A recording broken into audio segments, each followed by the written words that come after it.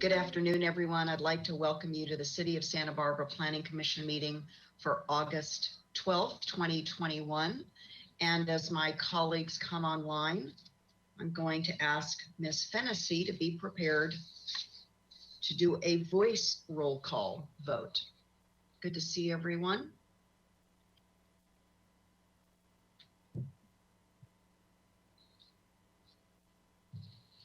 Ms. Fennessy, if you would join us, welcome. Thank you, Chair Schwartz and Commissioners. I will now begin the roll call. Chair Schwartz. Here. Vice Chair Escobedo. Here. Commissioner Bonderson. Here. Commissioner Higgins. Here. Commissioner Lodge. Here. Commissioner Reed. Here. And Commissioner Wiscombe. Here. Thank you. We have a quorum. Thank you, Ms. Fennessy. We're going to now move to our preliminary matters and ask Ms. DeBus to join us. And while she's coming online, let me mention that Ms. DeBus advised me this morning that there were some internet difficulties in some of the city offices, the city buildings. So hopefully she and I have made arrangements that we have technical support in a number of other areas should her internet go down, and we'll just have to continue to work in that somewhat uncertain technical environment. But it's over to you, Ms. DeBusk, for requests for continuances, withdrawals, postponements, or addition of X agenda items. Thank you, Madam Chair. We have none. Do we have any announcements or appeals? Yes, first I would like to announce that the City Council on Tuesday denied the appeal of 2 South Quarantina Street. So they upheld the Planning Commission's approval of that project. And I would also ask Ms. Brooke to come online. She has an announcement. Good afternoon, Planning Commissioners. Thank you for letting me make a brief announcement here. As you may know, Susan Reardon, a longtime city employee with the city, is set to retire very soon. She's been with the city for 33 years. She started as an intern and working as an hourly employee in the long range division, and has worked in a variety of capacities throughout the planning division over those 33 years. You probably have most of you have been familiar with her in her role as the staff hearing officer for the last 13 years. Has done a wonderful job as a staff hearing officer, as as sort of an arm of the Planning Commission in making those critical project decisions with a lot of integrity and having just a wonderful reputation as a fair staff hearing officer. Her last working day with the city will be August 19th. And so she's already had her last staff hearing officer meeting. So I wanted to let you know that that's big news for the division and a loss for the city, but we're excited for her. And I wanted to make the announcement here at the Planning Commission because I have through the community development director, have delegated authority to the staff hearing officer duties to Ellen Kokinda for the foreseeable future until a couple other staffing shifts sort of settle out and we have a better grasp on our overall staff resources and workload priorities. So Ellen has covered for Susie in the past when she's been on vacation, and thankfully has offered to take on that job for at least a couple of months, and then we'll see how that goes forward. So I wanted to let you be aware of that. Thank you. Commissioner Higgins. Yes, as liaison to the show. Go ahead, Commissioner Higgins. Having been liaison for a couple of years, nobody does it better than Ms. Reardon. I think maybe Councilmember Jordan thinks he could do better, but he won't be able to fill those shoes. And Ms. Kokinda has huge shoes to fill too, so we wish her the best of luck. And it's been a pleasure watching Susie work in that capacity. Wish her the best. And I did advise her that there is an opening on the Planning Commission probably next year, and maybe she'll apply for that. Okay, thank you, Commissioner Higgins. Ms. Brooke, if you would please give Ms. Reardon our best. I think Commissioner Higgins said it all. Commissioner Lodge, comments about Ms. Reardon's retirement?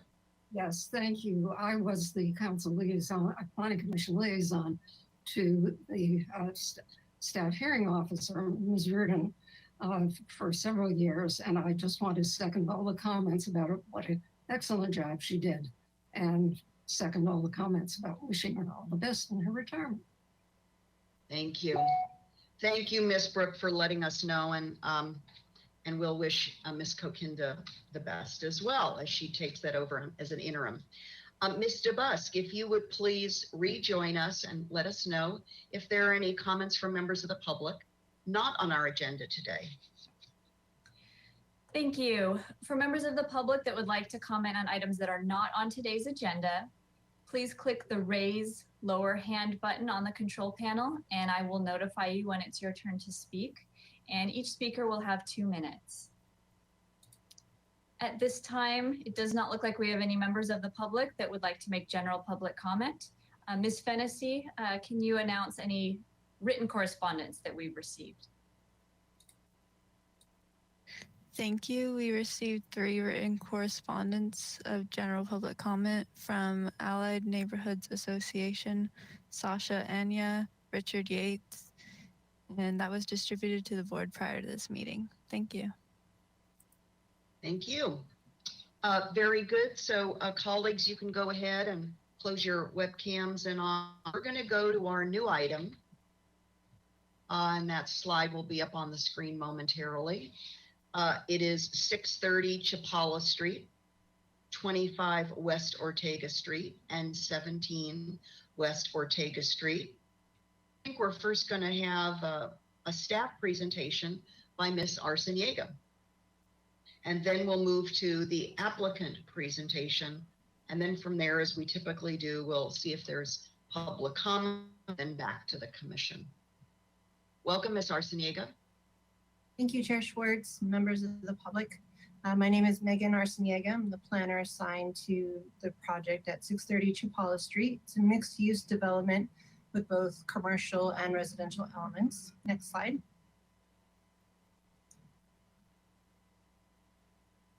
The project that you're going to look at is part of the average unit density incentive program. And I know the Planning Commission has gotten quite familiar with this program with recent upgrades. But for those of you in the public, this is a program that the city has to encourage residential development in the downtown areas or concentrated areas. It allows for higher densities in those specified areas, but then caps the average size of the units that are proposed.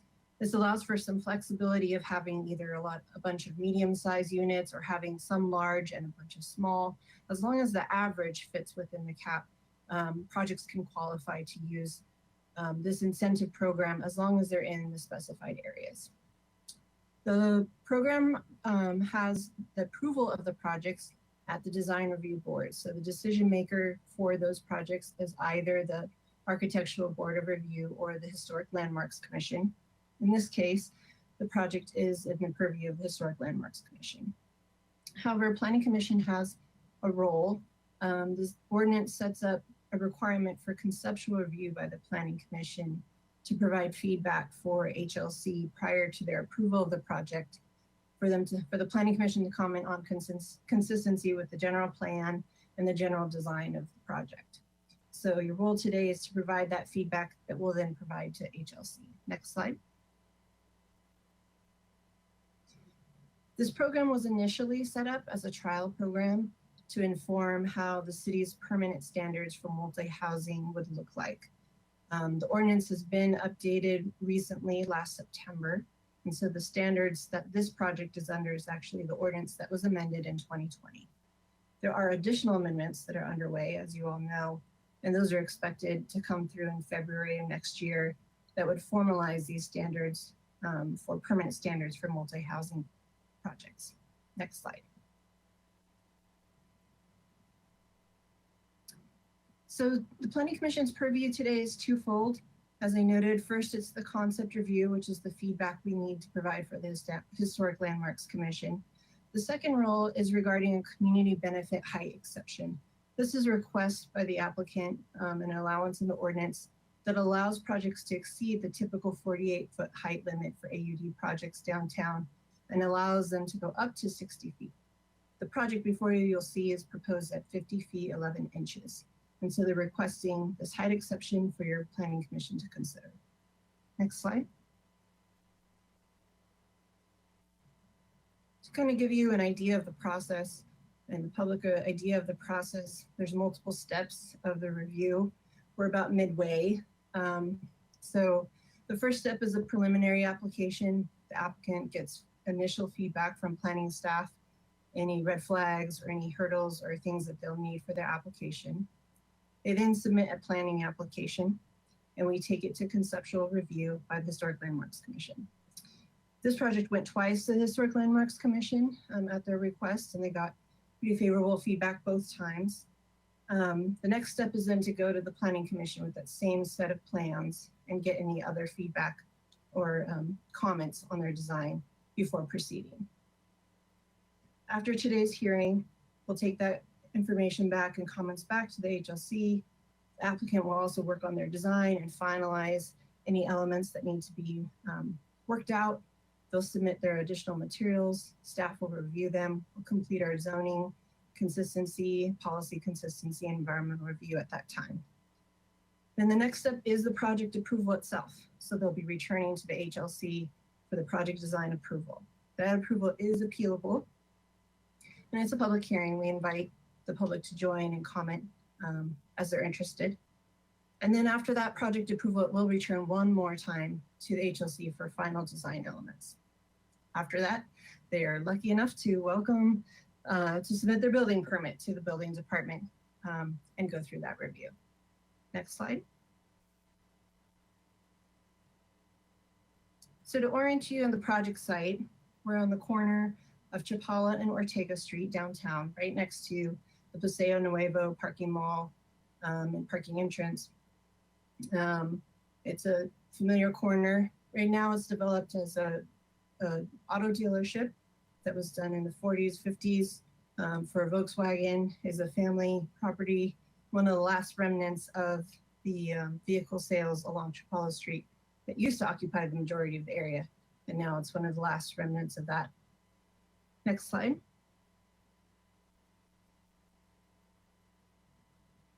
The project's going to occupy two properties, technically. So the 630 Chapala corner property, and then it's adjacent 25 West Ortega, both owned by the same owners.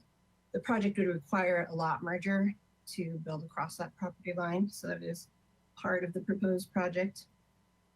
And then offsite parking will be provided for the project on the other adjacent lot, which is 17 West Ortega. Next slide. So here's an aerial again of our property that we're looking at and the adjacent development around it. Click. Since we're in the downtown area, there's actually a significant number of historic resources. We all know that in the downtown area. We looked really closely, mostly at the adjacent historic resources and had HLC comment on this project's compatibility with those elements. If you can click again. And those are noted in the staff report for a couple reasons. Of course, HLC is looking at neighborhood compatibility and consistency with historic treatment, resource treatment, but also our height exception findings have the Planning Commission consider any project's adjacency or consistency with historic resources. So next door immediately is 17 West Ortega, you might recognize as the Wildcat building, and then 9 through 15 West Ortega is another portion of that same building. And then 625 State Street is on the corner. It's not next to the property per se, but it is a well-known resource of the Fithian building. And then around the other corner on Chapala, we have 617 Chapala, which is also a historic structure of merit. Next.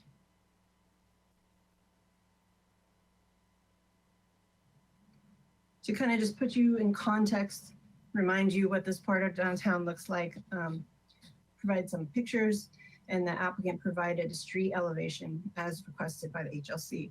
It kind of shows how the proposed project would fit in with the rhythm of the street. So on the far left is 625 State Street. That's the Fithian building.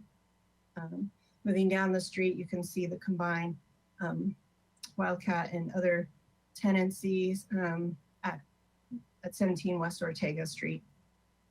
And then we have this project site, which has the single-story development currently with large parking areas that accommodated the vehicle dealership. And then across the street of Chapala, just a single one-story building, commercial retail. Next slide. On the other frontage, we have Chapala Street. You have the mall and the parking garage, which was actually really difficult to get a picture of close up on street view because it's large and close up, it's just really hard to get the full context. And that's kind of the benefit of the street study that the applicant provided, as they're showing you the elevation that you probably wouldn't get viewing it from the street, but you would in plan context. You can see the height of the former Macy's building in context with the proposed development. So there's our proposed project and the site. And then on the far right is, I forget the address, at Chapala Street, the currently Sonos property. Next slide. So here's our site layout of the project. As we noted before, it's going to use 2 parcels. So right now there's a parcel line splitting that 2. Next, the project would propose a lot merger, so making that 1 parcel. Next, one of the existing buildings on the site is actually going to be repurposed. So right now, it was part of the vehicle dealership and garages. It would be repurposed into residential units and then also some mechanical and bike parking space. So that building will be repurposed and remain on site. And then the 3 others are new construction buildings that we'll see in the elevations later on. Next. The parking for the commercial spaces will be provided off-site in the adjacent property at 17 West Ortega Street. And you can notice that there's very few parking spaces, only 4 required. And that's because the ordinance requirements that were adopted in September 2020 eliminated the need for required residential parking for projects that meet certain criteria. So ones that are downtown, using the high priority overlay densities, and proposing, rental units in the CBD district or the central business district. This project meets all of those. So there's actually no required parking for the residential units that are proposed. If they were to propose parking, they would be capped at 1 space per unit maximum. The owner has, or the project applicant has indicated that there are other opportunities for the residents to obtain parking permits, whether through the parking garages downtown or potentially leasing parking spaces from this adjacent property in the future. Next. Right now, there's an existing storage shed on that property that's proposed to be demolished to allow access to those parking spaces. Next, so it will go away as part of this project. And then the access, next, will be down that alley and go into that back lot. This is actually an important part of the project because, as you can see, that alley or the proposed driveway still splits both the project parcels and the neighbor's parcels. So it's actually a shared easement for parking that would allow this wider driveway, really extending it. So currently the drive aisle, I think, is 10 feet, and we're looking closer to 20 feet. So it'd be a much more comfortable drive aisle and safer. Next.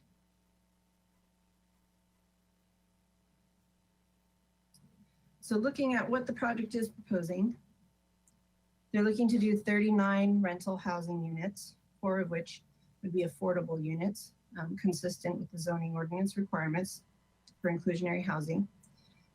And then they'll have 3 commercial retail units on the ground floor. So all along Chapala and Ortega Street would be the commercial units. And then, as I mentioned, they'd be repurposing one of the buildings at the back, which is the yellow portion of the floor plan you see up there. Next.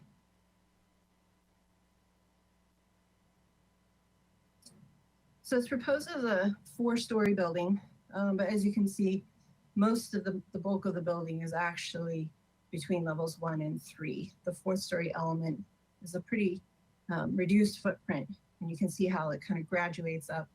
There is a proposed roof deck. As you can see, it's also pretty minor item in terms of square footage. Next.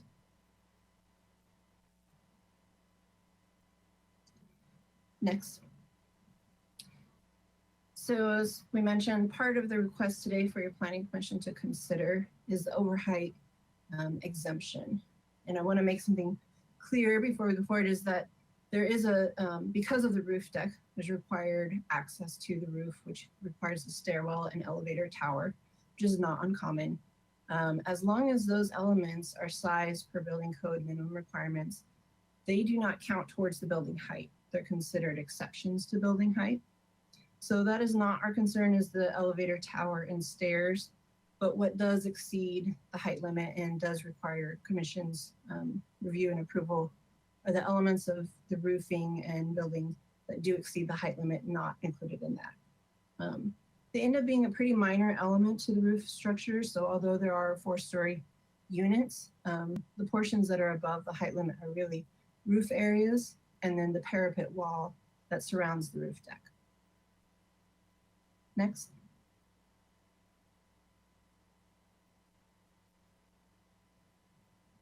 Next. Here we go.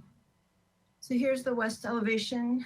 As we look at the project from Chapala Street, you can see the parapet wall around the roof deck and the portions of roof highlighted that exceed the height limit.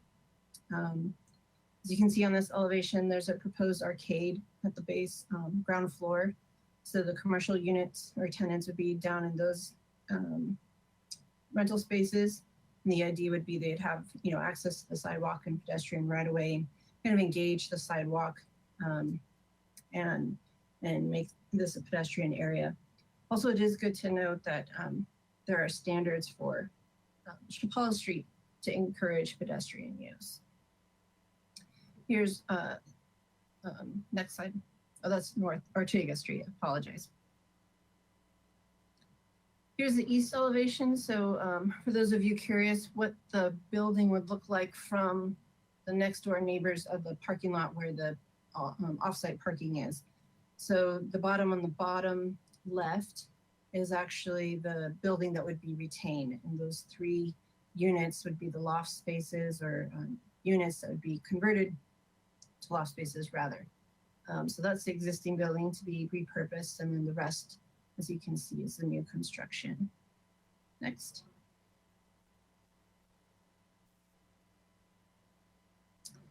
And then here's other property line, the south elevation.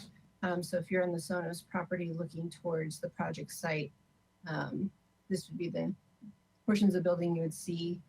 Also at the front edge of the building, you can see here is the repurposed sandstone wall. So there's a sandstone wall on the property that would be relocated to this elevation and run along the property line, enclosing some of the private patios for some of the residential units. Next slide.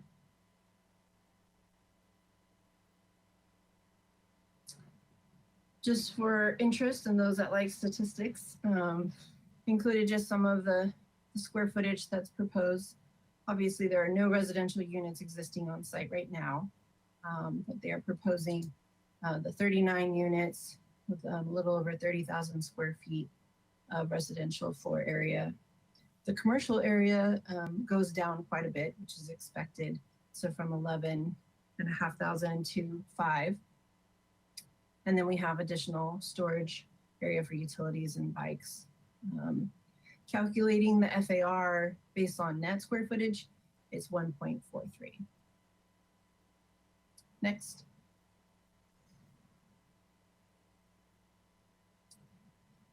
And this is project statistics more in terms of zoning. So there's a zero setback along Ortega Street, which they're proposing, and then a 5-foot variable setback along Chapala Street, which it appears they meet. No interior setbacks. So for the 2 properties adjacent to them, there's also a 0-foot setback there. We already know that the 48-foot height limit, they're not meeting, but they are within the 60-foot height limit. So if your commission grants the height exception, they'd be consistent with the zoning code. For parking, as we mentioned, only 4 vehicle parking spaces are required for the commercial units.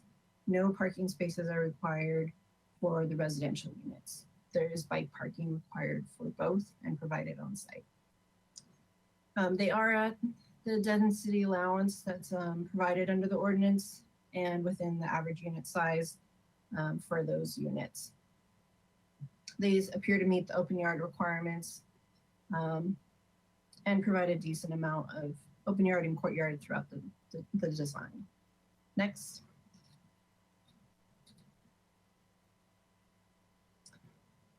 So that concludes staff's presentation of the project.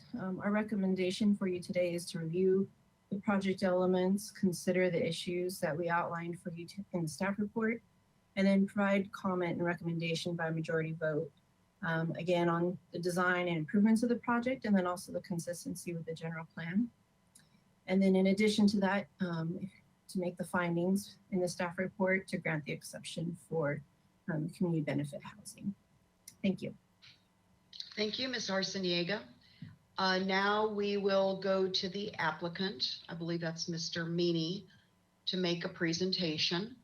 Yes. And I'm going to ask Mr. Russell, who's standing in for Mr. Bolton today, to put up our 15-minute clock. And I hope that's sufficient for you, Mr. Meany, because of course, there'll be plenty of time for commissioner questions of you to interact. And will you be the only member of the applicant team speaking with us today?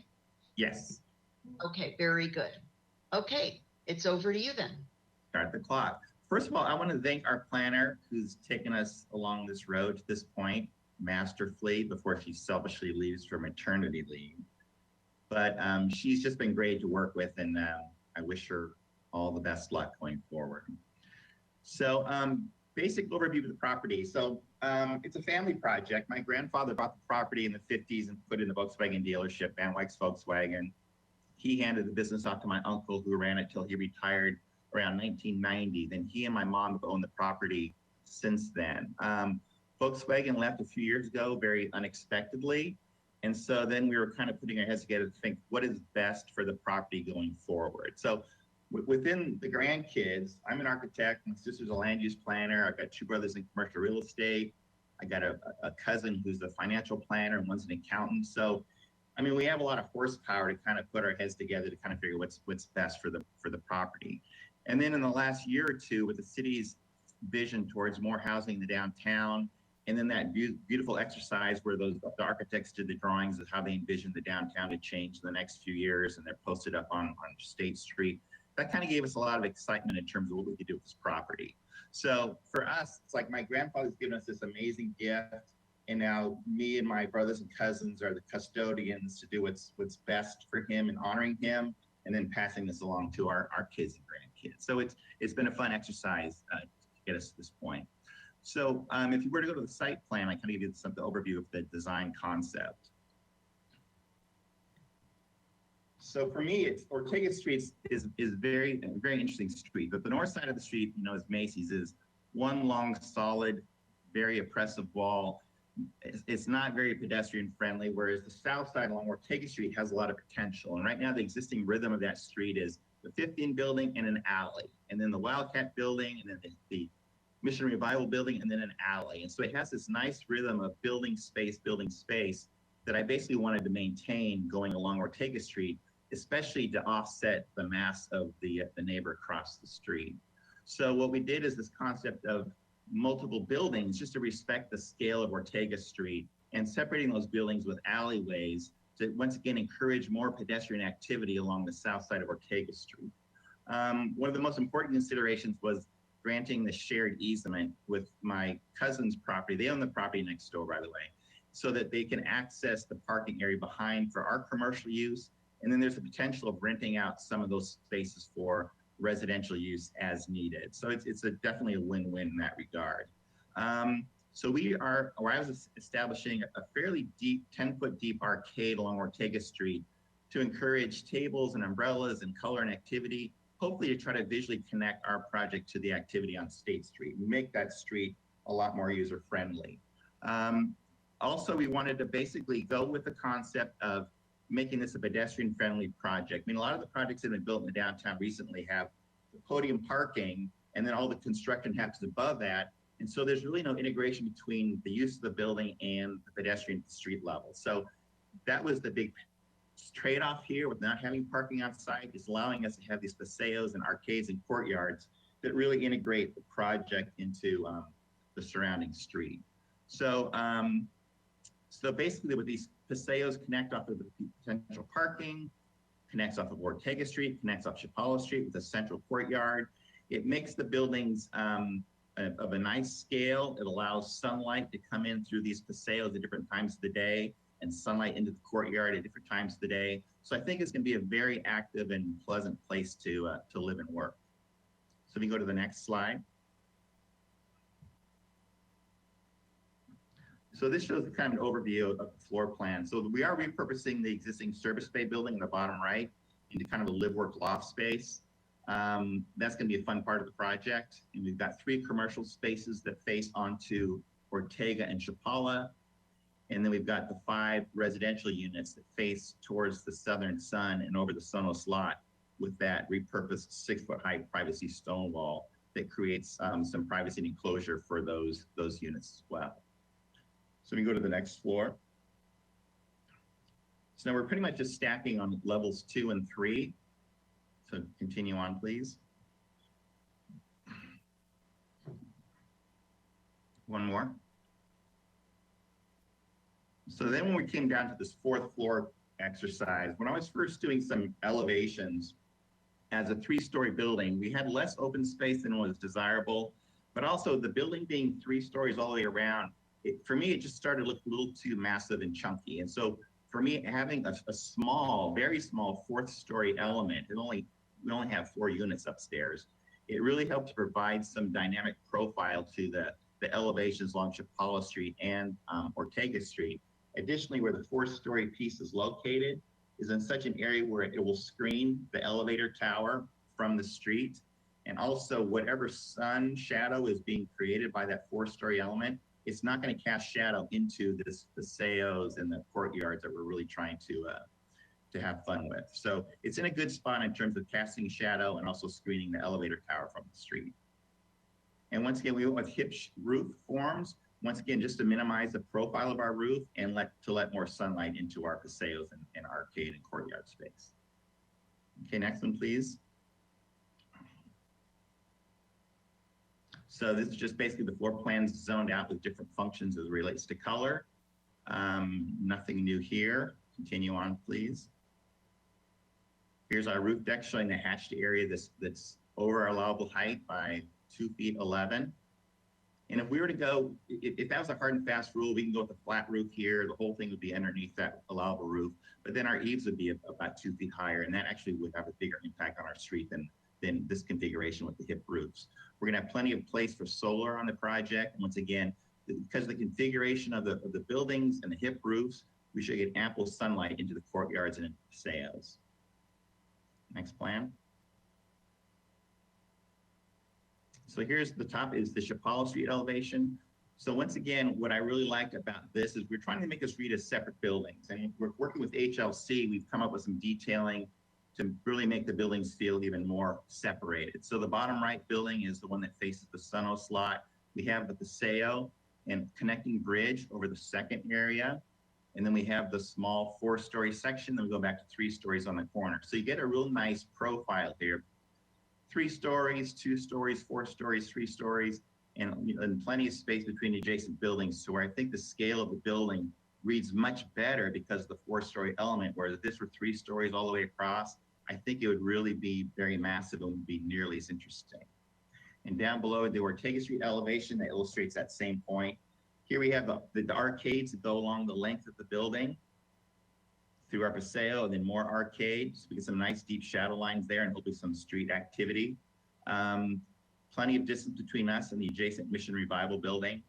We have our paseo between the buildings.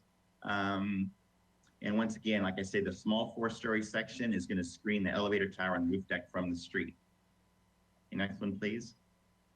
And working with HLC, we've done some finessing with our window configurations. And additionally, we've taken 2 feet out of the height of the building and 3 feet out of the height of the elevator tower. So we have compressed the heights as part of our process dealing with the HLC. So this shows the interior elevations and then the elevation facing over the Sonos lot. Next one, please. And here's our streetscapes. This really talks to the rhythm of the street that I think is so appealing on this side of Ortega Street. So the 50th building, alleyway, Wildcat building, Mission Revival, alleyway, our building, alleyway, our next building. But if you look at the widths of each building, it's very comparable in scale from the Wildcat and the Mission Revival building. They're all about pretty similar widths. So it's a really nice rhythm down the street. It's really going to read like it's 5 buildings on that side of Ortega Street. Okay, next one, please. So here's some of our computer models. And this reflects some of the finessing that has happened with our HLC discussions. So this is the lower building. We've added some details. We've kind of added a little more romance to some of our window configurations, or poetry was the request actually from the HLC. So we added some poetry to the window configurations. So here's Ortega Street, and down below we have the corner, which is probably the most important elevation. And then continue on, please. And we have the street looking down Ortega Street, up Chapala. There's the repurposed sandstone wall. And that wall continues all along that property line, all the way down to the 50th building. So it's just gonna be a continuation of that sandstone wall all along that property line. And then down below, we have the Chapala elevation. Shows the 2 buildings.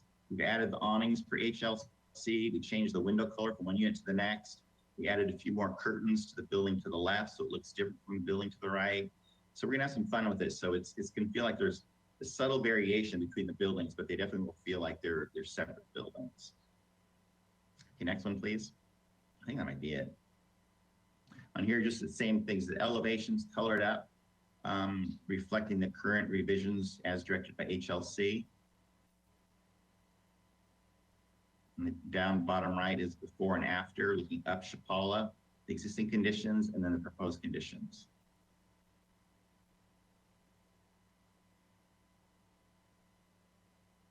I think that's about it. Is there anything else after this one? Here are some existing photographs.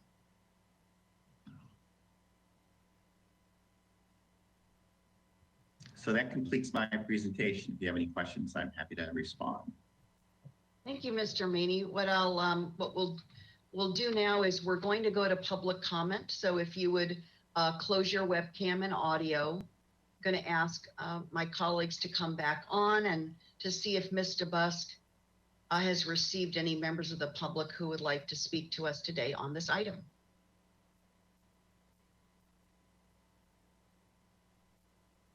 Thank you, Madam Chair. For members of the public that would like to comment on this item, please click the raise lower hand icon in the control panel. The red arrow pointed down indicates that your hand is raised. I will notify you when it's your turn to speak, and each speaker has 2 minutes. So our first public speaker is Linda Honigman. Linda, you have 2 minutes. Thank you. I'm Linda Honigman, Chair of the League of Women Voters Santa Barbara Housing Committee. The League submitted a letter last week addressing the proposed economic feasibility study for downtown. We understand the study will examine how more affordable units can be produced for moderate and middle-income households. We expressed our concerns that those plans do not significantly help our current housing crisis, which also impacts the very low and low-income categories and forces our younger workers and families to leave the area. As we mentioned at the end of our letter, while we wait for study results, we hope the Commission will do no harm, which would make it more difficult to produce an adequate number of affordable units for all incomes in the future. The proposal you are considering for 630 Chapala is one of those important test cases that could set a harmful precedent. As you know, new rental units with AUD incentives in the city are renting at an above moderate level. The league believes that the community benefit designation in building heights above 48 feet should be reserved for a much higher percentage of truly affordable units. The logical place to locate a significant number of the 5,000 lower to moderate income units mandated by the new RHNA targets would be in higher density areas. Downtown in particular provides a transit hub, services, and job center, as well as being an ideal location for younger workers without families who are less reliant on car storage. We hope the city can facilitate innovative partnerships and financing solutions for our crisis. There may be different solutions for each income category and family type, but for now, please do not give away community benefit designations and incentives for projects that do not provide actual community benefits. Thank you. Madam Chair, I have a question for the speaker. Is that okay? Yes, if we can be, we have to be very limited, but Ms. Honickman, if you could please stand by. Commissioner Higgins has a quick question for you. Honickman, has your group considered that in this particular case, there's no parking and that the lack of parking inherently drops the price that the developer or builder can charge per unit on rent? I'm not sure that's the case. We have seen no evidence of that. We're more concerned about just the precedent that it sends the continuing message to developers that they can do higher buildings and they don't need to have any more affordability. Okay, thank you. Well, I don't think we have precedent yet. So thank you though for your group's participation and letter. I appreciate it. Thank you. Ms. DeBusk, do we have another public commenter lined up? Thank you, Madam Chair. We have one additional speaker that looks like it will be our final speaker. John Campanella, you have 2 minutes. Thank you. Good afternoon. Really impressed, and I thought it was a great job by both the staff and applicant on this presentation. And really appreciated seeing in slide 13 in your package where each floor was shown and color coordinated by what the utilization was on those floors and on the site. This is similar to what occurred during the charrette, but taking one step further to really color code it. What the applicant has done and what we spoke about in the charrette is how to get more efficient in each building to provide more livable space. And the applicant really did this on these 3 individual buildings, 4 if you go to the ground floor as well. But you can see how efficiently they're laid out within each other, also providing a lot of open space. What also comes to mind is an item that was discussed last week for the FAR study that one really needs to consider the size of the parcel in coming up with floor area ratios in addition to the location. If the buildings on Ortega Street, let's say, were in a single parcel itself, the FAR would be much different than is presented for this larger site. Also, there's no parking. So parking would take up maybe a good portion of the ground floor that would be added to it. Lastly, on State Street, we have a lot of 25-foot wide or 50-foot wide buildings that could be assembled. And you're really going to have to build lot line to lot line there because of the neighboring buildings. You won't be able to get windows in the side, maybe only back and front. So you need the ability to go up in order to get the FAR and make it effective for residential units. So I would just advise maybe keeping slide 13 in mind when you get some of the recommendations back from BAE consultants to see the differences that can occur at various FARs. Thank you. Thank you, Mr. Campanella. Any other speakers join us, Ms. DeBusk?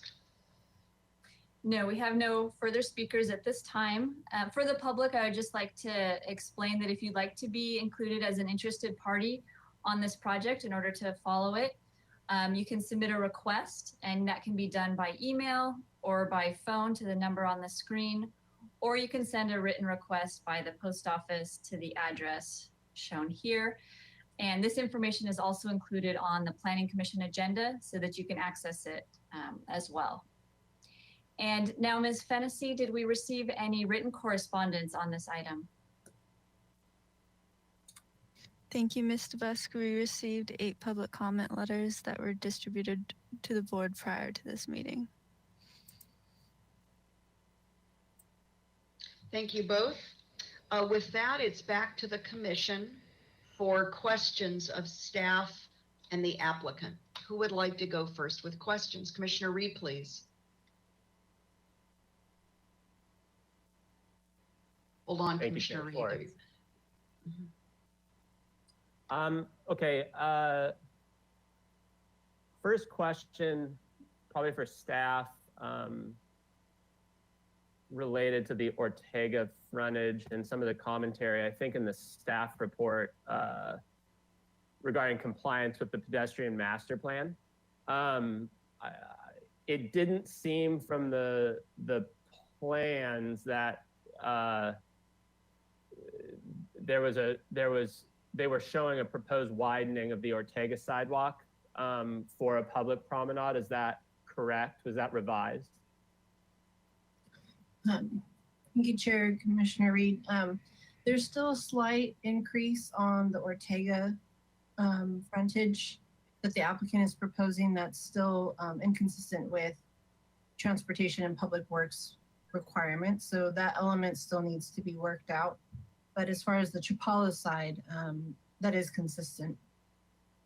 Okay, and I might have missed it, but in our packet, I didn't see any detail on the planned bike improvements that were noted on Ortega in 2022. Is there someone from transportation who could go into a little bit more detail on that? We don't have transportation staff with us here today, unfortunately. Okay, here's a hypothetical question. In the context of the downtown planning efforts that are underway,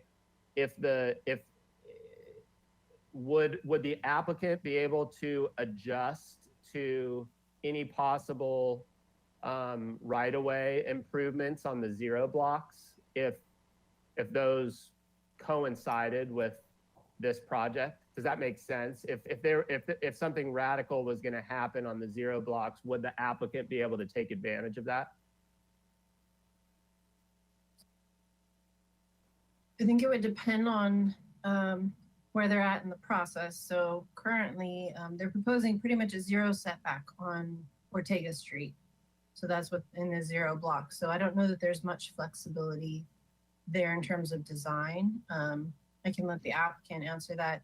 But also, if there is movement in whether it's downtown pedestrian improvements or the AUD program itself before they get through to building permit, they could opt to, revise the project if there are benefits in those revisions. Okay. It would be great to hear from the applicant some of the thought process behind the sidewalk widening and the public promenade. When we were first doing conceptual design, there's street parking in front of the Wildcat and 50th building, and there isn't any in front of the Volkswagen just because there's 3 driveways that cut into Ortega Street. So our thought was, since we're filling in those driveways, is there an opportunity for us to widen the sidewalks rather than having new street parking? And so we presented that initially. We showed these nice wide sidewalks, looks spectacular, but transportation's pushed back pretty hard on that. They talked about some sort of straight line for the bike path, which I'm not quite visualizing because there's street parking down on the next building. And so at some point the bike path needs to take a jog to get around those cars. And so we were hoping to do wide sidewalks, but we've been consistently pushed back against that. Okay. Would this, to staff, would this be something Planning Commission can consider when the project comes back to us? Chair and Commissioner Reed, project won't return back to your commission. This is in the purview of the HLC for project approval, but you certainly can make comments to pass on to the planning to HLC. Okay, great.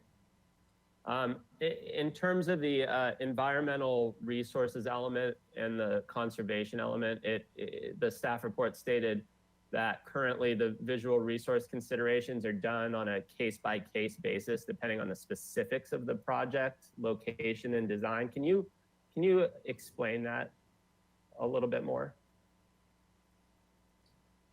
Right, so currently we don't have designated scenic corridors. So we look at if by a case-by-case basis, if a project has protected views or views that would be substantially blocked or changed. Usually it's towards the mountains or the beach or some other scenic viewing area. In this case, we're in the downtown urban environment with a mixture of tall buildings and shorter buildings, but the views towards the mountains and the ocean are really negligible or non-existent in most of the areas. So this project doesn't have, in staff's opinion, any conflicts with view blockage. Okay, great. To Mr. and please correct me if I'm pronouncing this wrong. It's Mr. Meany? Correct. Okay. Mr. Meany, question on bike parking. It looks like you've got enough bike parking for one per unit. Is it possible to consider adding more than that, since there isn't any vehicle parking for the residential? Certainly. Okay, that could be feasible. Absolutely. And what about other parking or storage for other forms of alternative transportation? Just if cars aren't going to be on site, and if that adjacent lot can't accommodate vehicle parking, it just seems that alternative transportation storage would be in demand at this site. Is that an option as well? What sort of storage are you referring to? Well, just how people get around on outside of just bikes or e-bikes. I'm not keen on all the options, but just storage for things other than bicycles. This relating to transportation? Correct. Like scooters, things like that? Yeah. I mean, we haven't really considered that, but it's, if it's something that makes the project more viable and more pedestrian friendly, or if we're giving out bus passes, or any of those things, I think makes the project better if it's more pedestrian and less car dependent. Okay. But there is potential space to factor for that. Okay. Yes. Mm-hmm. On when I look at the plans and looking at this wonderful interior courtyard and the paseos, I'm looking specifically at apartment 101, studios 101, 102, and also the 2-bedroom, I believe, at 107. Mm-hmm. Do these not have patios? I mean, they're the only units with private patios on the ground floor are the 5 that face south. So they don't have any private space on the ground floor as it's currently designed. I mean, there's definitely room to do some of that because there's little pockets adjacent to those units where if we wanted to create little gardens that are specific, like at the base of that ascending stair, that exterior stair, this little area along the paseo to the parking lot. There's a common area between those 2 units that could be developed. So it's not currently shown that way, but it's definitely a possibility. Okay, and then those live-work units on the east side, those have covered, kind of enclosed patios? Right, we're proposing to keep the existing roof intact and then cut openings in that existing concrete wall, and then having a 15-foot deep open space with about a 6-foot tall corrugated metal privacy wall that is basically the reclaimed material from that corrugated building we're taking down. So that first 15 by 20 is private open space for the exclusive use of the unit.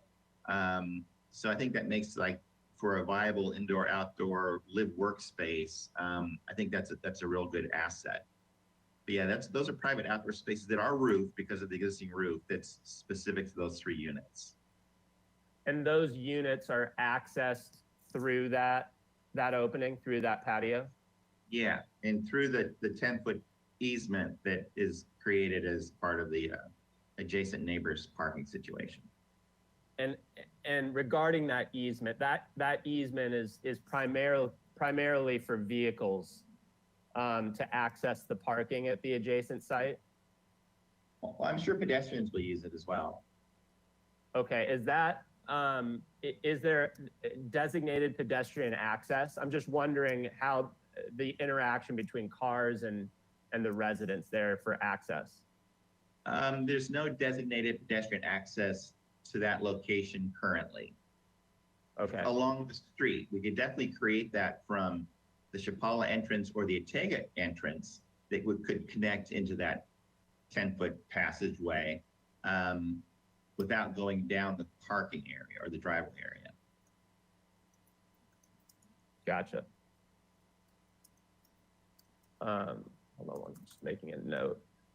And in terms of that CMU, the existing CMU building, I'm curious why that's being repurposed. Does that have any historical designation or? No, it's just an amazing space. When we were first thinking of what we're gonna do with the building, when Volkswagen left, we're talking to other dealerships and other potential users, and almost every potential tenant, once they walked into that building, they got really excited because it's such a dramatic space and it just feels like an old, cool industrial building, which is what it was. And so because it's such unusual characteristics, we want to keep that basically. Gotcha. Okay, so in your process, was there ever any consideration of building above that and moving the 4-story element to that southeast corner?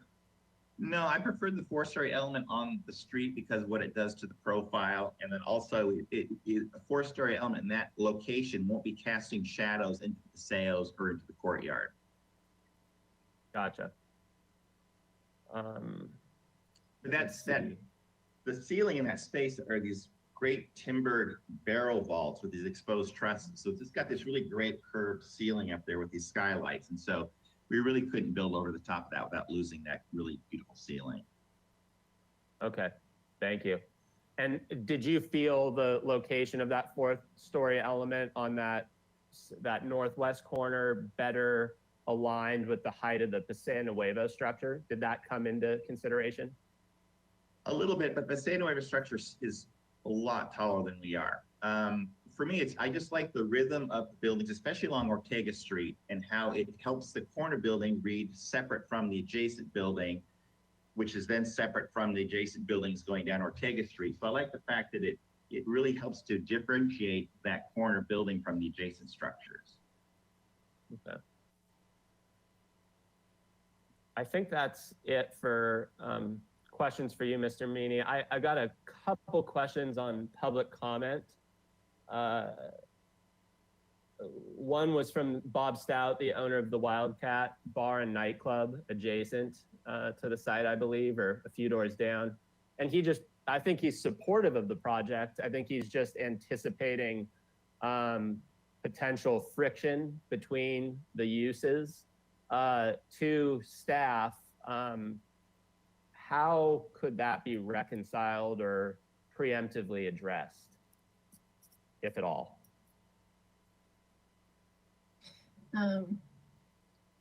Thank you, Chair and Commissioner Reed. Yeah, I spoke with Mr. Stout prior to the hearing yesterday, and you're right. His concern is more of the potential friction of just land uses. So from a planning standpoint, there's not the noise or change of use. Both uses of a nightclub and residential are allowed in the downtown commercial area and in the MC zone specifically. So it's not a zoning conflict, nor is it an environmental issue. There's not a noise that exceeds, a noise limit or threshold. It's really a land use conflict. There are building standards that can be implemented to reduce noise from exterior sources for the tenants. On prior projects, we've had a condition placed that the tenants in signing a lease would be made aware of the adjacent noise sources, just so that there's some kind of acknowledgement or understanding that they are moving into an area that has existing noise sources around. But it's kind of a negotiation or conversation between the developer, what they can offer, and potentially help their own tenants have a comfortable living space. But there's not a zoning or environmental conflict there. Okay. And then also wanted to address the League of Women's Voters comment. Specifically in their letter, they stated that the League believes the community benefit designation and incentive of a building above 48 feet should be reserved for a much higher percentage of affordable units. Just knowing the findings for height exemptions, there's not really a place for us to make that determination, correct? I mean, that really is not relevant to our findings on height as it's currently written. Am I reading that wrong?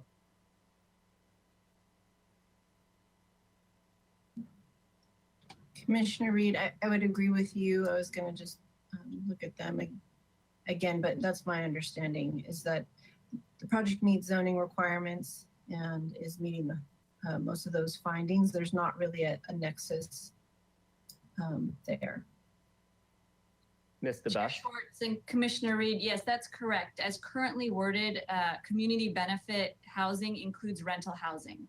So as currently written, this project qualifies.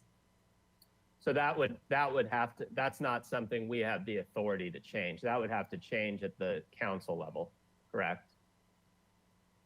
Correct. Okay. And lastly,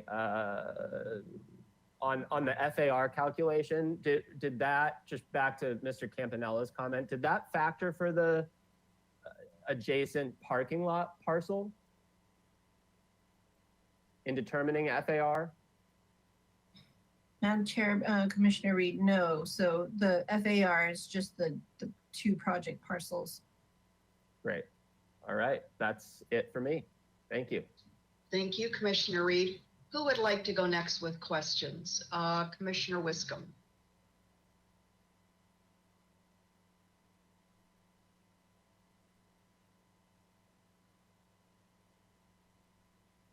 Thank you, Madam Chair. I don't have a lot of questions. I wanted to 8 of 40, where we're talking about the housing element, and I just wanted to ask if and we don't really need to put it up, but will the affordable units be a mix of studio, 1 bedroom, and 2 bedroom? Mr. Meany, yes? Okay, fine. And then also in the circulation element, Commissioner Reed focused on adding more bike parking. I was pleased to hear that. I think that's really important. But are the bicycle spaces, will they accommodate infrastructure for recharging bikes and those with where you have to recharge electronic shifting on road bikes? That's a really good idea. I like it. Okay. Okay. Yeah, because I think you're going to have both. I mean, I have a road bike and I have to plug it in every once in a while. So, okay. And then going to the roof plan, are you planning on, will the project use renewable energy as solar panels? Are you actually going to install solar panels? Yes, if you go into our overall roof plan, we have a lot of opportunity for solar. This shows it here. So those are great south-facing section, and you're not gonna see these solar panels from off-site because of the height of the building and the slope of the roof. So they'll be invisible from the streets. And then we can run one along the spine of that barrel vault space over the service bays. So yeah, we've got a lot of opportunity for solar panels. Okay, so this isn't just solar ready, it's actually gonna employ solar, is that correct? Yes, it's going to be a no gas project, by the way. Okay, thank you. Okay. And then on sheet A2.5, this is just a little question. I was looking at the level 3 floor area, and if you could kind of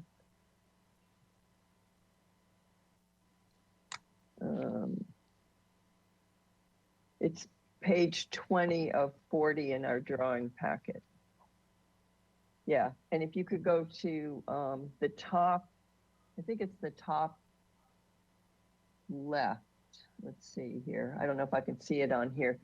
There's two, it's actually the drawing with the colored areas that Mr. Campanella pointed to. Yeah, that's the one. Okay.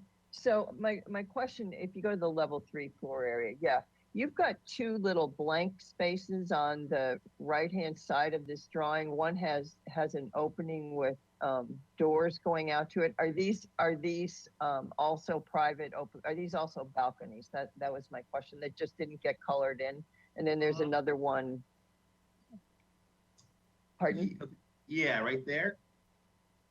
Yeah, there's one, and then there's one down below. They're just blank. Those are balconies. Is that correct? Yeah, and those are balconies we've added between our first and second HLC meeting, just to create more interest on those end elevations. So yeah, the numbers haven't been updated to include those new balconies. You're correct.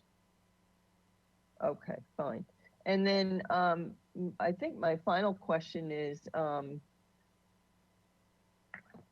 The staff report on page 3 of 40 talked about design review, and you went to HLC for the first review on July 7th. And they commented that they would like to see driveway and parking lot landscaping. And I'm just wondering where does that stand? Because that didn't seem to come out in the second meeting. Yeah, it came up in the second meeting as well. And it's, yeah, we're going to have to come up with some solution to address that. Okay. Okay. So, yeah. So you will be adding some sort of landscaping to satisfy HLC for that area. Yes. Okay. Okay, that's fine. Thank you, Madam Chair. Those are all my questions. Thank you, Commissioner Wiscombe. Commissioner Lodge, looks like you're on deck next. Would you like to? You're not ready for questions quite yet? Okay. Oh, you can turn, if you want to turn your webcam off and relax if you don't have any questions, that's fine too. Commissioner Bonderson, did you have questions for staff and the applicant? Welcome. Thank you, Madam Chair. Good afternoon. Mr. Meany, I have a question for you with regard to whether or not you've already designated which units may be assigned for affordable.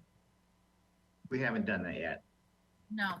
I was particularly curious about the I have to find it on the floor plan, but the studio units, the ones that are narrow and long, and was mostly curious to really understand the elevation along those edges. So it's mostly, if I remember correctly, I'm looking at the plans, I'm kind of trying to scroll through, and I can give our driver a page number in just a moment. Let's see, this is the level 2 floor plan in particular I was looking at. So I have to give you I can try to help with a sheet number. A2.2 would be where, oh, you beat me to it. Thank you. So you want the upper floor? Yeah, I was just curious if I understood correctly, and please correct me if I did not quite catch it. There's not a step back on the elevation here. It's flush from the first floor up to about the third floor. Is that correct? I mean, there's offsets where the balconies are. So it's not a perfectly flat wall. Yeah, there's recesses and projections. And then the balconies project beyond that. We have awnings that project out. So there'll be a lot of relief on that elevation.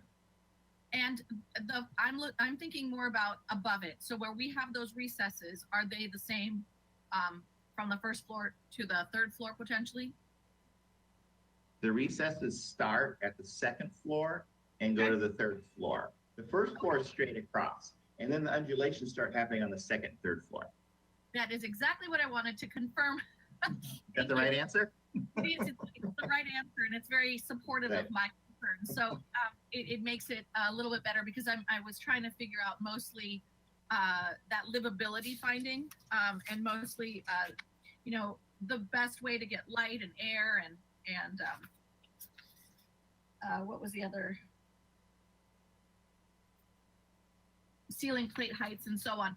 So very, very quickly, if you don't mind repeating, the plate heights on the first floor, second floor, and third floor, do you mind just telling us what those are quickly, if you have them off the top of your head? I know the upper floors are 9.6, so we still have enough height to put 8-foot doors in there. The Great. lower floor is pretty tall because of the requirement for the commercial space. Mhm. So as a result, the residential units on the lower floor are going to have pretty high ceilings. That actually supports a lot of that narrow length to make it feel more livable as well. I'm happy to hear that. And also the doors and windows get very tall facing the south side, so they'll be getting great natural light throughout the day. And let me just double check. The south side is the Sonos side. Is that correct? Correct. Yes. Yeah, I was trying to follow along. The livability was my only main concern, and it doesn't really matter which will be assigned for affordability, but for me, it was particularly the studios that were catching my attention. And then obviously a lot of the entry points into the units are interior, at least, there's pockets where it's open to below, and then we have these interior hallways. I noticed that generally speaking, the fenestration opening into the hallways are minimum and generally somewhat private. Is there any thought along the way that you had any major changes proposed or required from you from HLC on the interior hallways? No, that hasn't come up. But you're right. Whatever windows we have there, they're primarily in bathrooms and things like that. So they'll be smaller, higher, and obscure glass. That's great. It's hard to see in a plan set, and I'm trying to zoom in on things and catch those little details. But I found that, generally speaking, the design seemed to be supporting privacy very well. And then lastly, the open yard. I wanted to just have you, in your words, express to us how you resolved the open yard requirement, since there was a paragraph or two about it in the staff report, as it being somewhat of a challenge to meet, but it seems that it's been solved. Yes, it's been solved. I mean, meeting the open yard requirement is a big deal for us because we want this to be, a pedestrian project where people sit in the courtyards and walk through the paseos. And so that's a big part of, I think, what's going to make this project special compared to the projects up and down Chapala that have the structured parking. So that's something that's been paramount for us. And so that was important that we meet those minimum standards. And from my understanding, this actually serves the public as well. Is that correct? What serves the public? The courtyards or the open space, or does it become private for the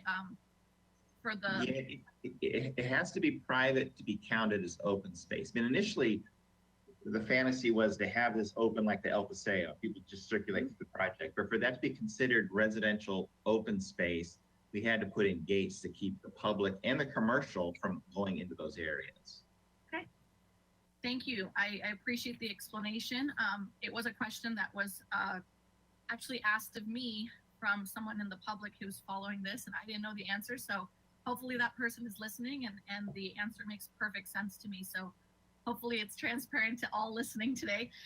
And my last question comment has to do with one of the public comments that was written public comment with concern to the neighboring lot. Now, Ms. Arciniega, I have a question for clarification.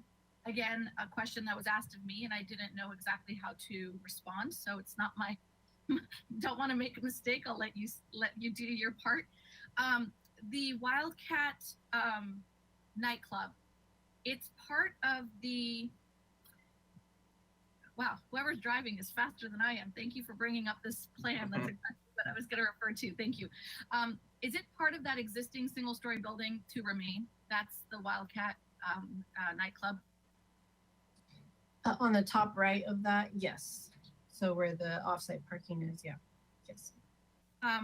And this is actually part of the property owner, the applicant's property, is that correct? It's my cousins. My cousins own it. Great. So family owned and operated.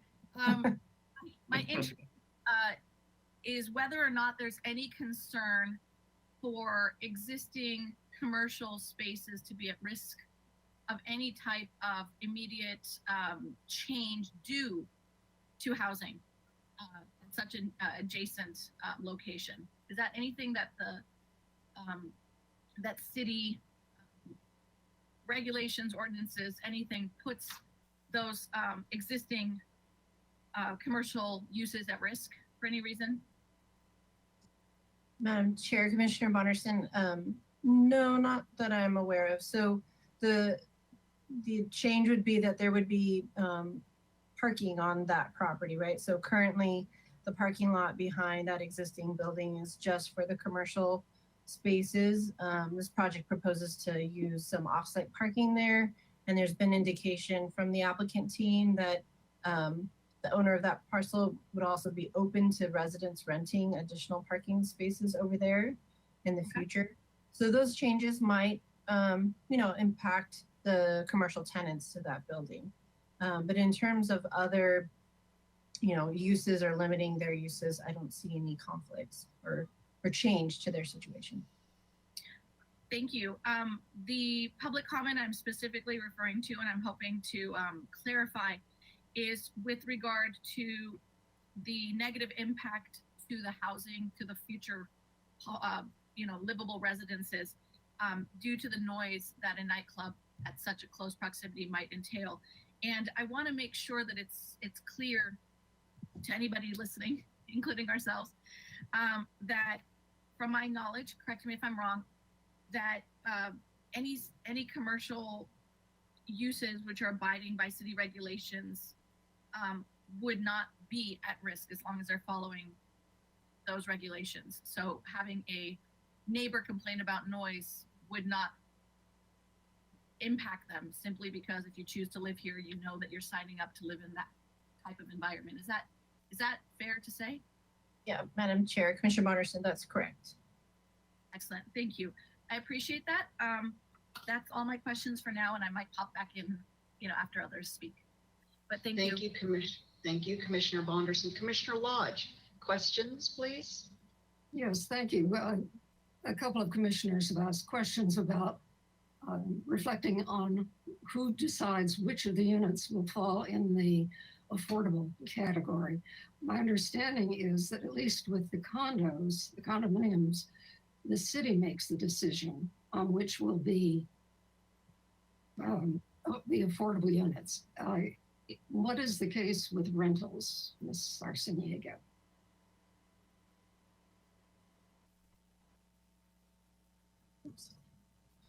I'm going to actually ask Allison to help chime in. Okay. Sure. Thank you. Commissioner Lodge, with the rental units, the applicant makes the first pick as to which units would be affordable. However, they have to be consistent with the city's affordable housing policies and procedures, which require that the proportion of bedrooms is equivalent and that the approximate unit size is equivalent. So you can't just pick the smallest units or the units in the worst location. So our housing staff will take a look at the ones they choose to make sure that it's a fair representation. Okay, thank you. That's my only question. Thank you, Commissioner Lodge. Vice Chair Escobedo. Thank you, Madam Chair. And thank you, Ms. Arciniega, for an amazing presentation. I really enjoyed your presentation. And Mr. Meany, I only have one question. I've been pleased with all the answers to the questions of my fellow commissioners, and your vision really comes through in providing a pedestrian experience, a sustainable building. It's going to be all electric. It's going to have solar. Did you consider putting battery storage and pairing that with the solar as well? That's a good question because that whole industry is changing so much. So we're starting to put those in homes now, whereas 2 years ago we wouldn't even think of it. So, I mean, if it makes sense, I'm open to anything that's cutting edge that relates to green energy. So you would look into it, and if it makes sense, go with it. Makes sense, yeah. Okay, that is my only question. Thank you both. Thank you, Vice Chair Escobedo. Commissioner Higgins, did you go yet with questions? I don't think so. Do you have any questions for staff or Mr. Meany? No, Madam Chair, I'm good. Thank you. Oh, okay. So I think I've been through all my colleagues. Just a couple of questions, I think mostly to Mr. Meany. Confirm for me, if you would, Mr. Meany, I don't see any what I would call amenities, extra amenities on the property as a part of the project design. Am I correct there? When I think of amenities, if you think of complexes like the Mark that are amenity rich, anything proposed here that I might have overlooked? I mean, we do have the roof deck, but that's something we're Yes. definitely open to because we've got the 3 commercial spaces that, when the building is up and running, those will be the last 3 spaces to be occupied. So they're really not that valuable in terms of the project and generating income. And so if that turns into something like a gym or something that feeds the users of the project, makes the project a better project, then that's definitely something we're open to. I'm not intending to lead you in that direction. I just want you to know, maybe you've heard some remarks that I've made on other multi-unit housing applications, especially in our downtown area. I'm not particularly inclined to encourage a layering on of additional amenities on the property or as part of the project design if it's going to add significant cost, certainly for the applicant, and if it will drive up rent rates, the rent rolls. I'm not going to be encouraging that. My other question for you is whether or not this, you might have talked with staff at any point about kind of packaging this whole opportunity in the form of a development agreement. As you probably know, we recently saw 701 North Milpas as a development agreement where the applicant team negotiated a particular mix of, new design, unit mix, height, amenities, and so forth. And then with a limited process, a streamlined process, but it also included additional kind of above and beyond inclusionary income rent restricted units. At any time, did you explore that opportunity with staff and or the city attorney's office as you and your family were thinking of redeveloping these parcels? No, we haven't. Can I just press you just a moment? Is there any particular reason that you could share, that you feel comfortable sharing as to why you did not? It just was not on our radar. So it hasn't been discussed, hasn't been thought through, it hasn't been, discussed basically. Okay. Not necessarily connected to that, but when I was listening to Ms. Honickman from the League of Women Voters and this phrase, innovative partnerships, I think of public-private partnerships. It could be a variety types of partnerships. I'm wondering if for the affordable units, again, did you reach out to and have any conversations with the Housing Authority, City of Santa Barbara, to see if they would be interested in a partnership and or including, let's say, local resident preference, and then managing that. You've probably seen this now starting to come through a number of proposed projects. And here again, just wondering if you and your family contemplated that and began exploring that in any way. No, we haven't. And just in all honesty, I mean, it's a complicated enough partnership between my uncle's family and my mom's family, getting the 13 grandkids to agree on anything. I mean, it's already a complicated organization. I understand. Yes, yes. 13 of any number would be highly complicated. Okay. That's it for me. Why don't we now bring it back to commissioner deliberations. And while we're doing that, let's just, as a point of reference for ourselves and for Mr. Russell to help us as well, we have findings to make, and let's go to that. In our package, it's on page 10 of 40, the findings. And we have 4 of them, so we'll want to reference those. And Commissioner Higgins, did I see you come online first for comments? Sure, Madam Chair. I'll be brief. I want to congratulate the applicant and his family for providing us with a regulatory unicorn, which is the project without parking. We have heard that it's difficult to get that through your lenders, et cetera.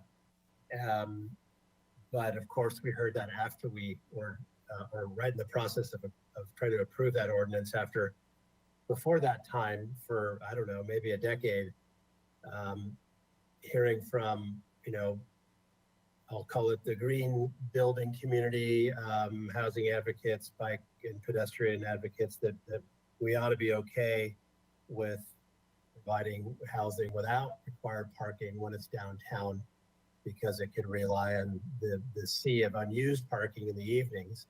And you've done that. So I think this is outstanding, and I'll rely on that for the findings if we need to, because it inherently reduces the price that can be charged on the market. We all know and have heard directly from developers that there's an added price associated with the unit, because it comes with parking, and this doesn't, so it drops the price, and it's effectively a loss of a quote unquote amenity that I think helps me make the findings. So I wish you the best of luck in getting this built, and hope to see it up in the air as soon as possible. So, and by the way, it looks outstanding. Thank you. Who would like to go next with comments, deliberations? Commissioner Wiscombe, please.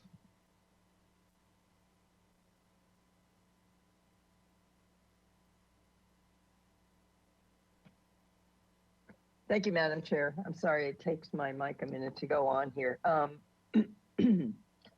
So for Ms. Arciniega, I appreciate very much your presentation. I thought it was excellent. And also I appreciate the steps on the process slide. I don't think we've ever seen that slide before, but for the benefit of anyone who's not familiar with the city process and how we get the steps through a project. So I thought that was really great. My other comments, I like the scale of the 4-story element. It's small and it screens the elevator tower from the street. Excuse me. I think the great job's been done by staff and the applicant. The project is really thoughtfully designed, and I consider it a lovely project. I really think it's going to be an asset to our community.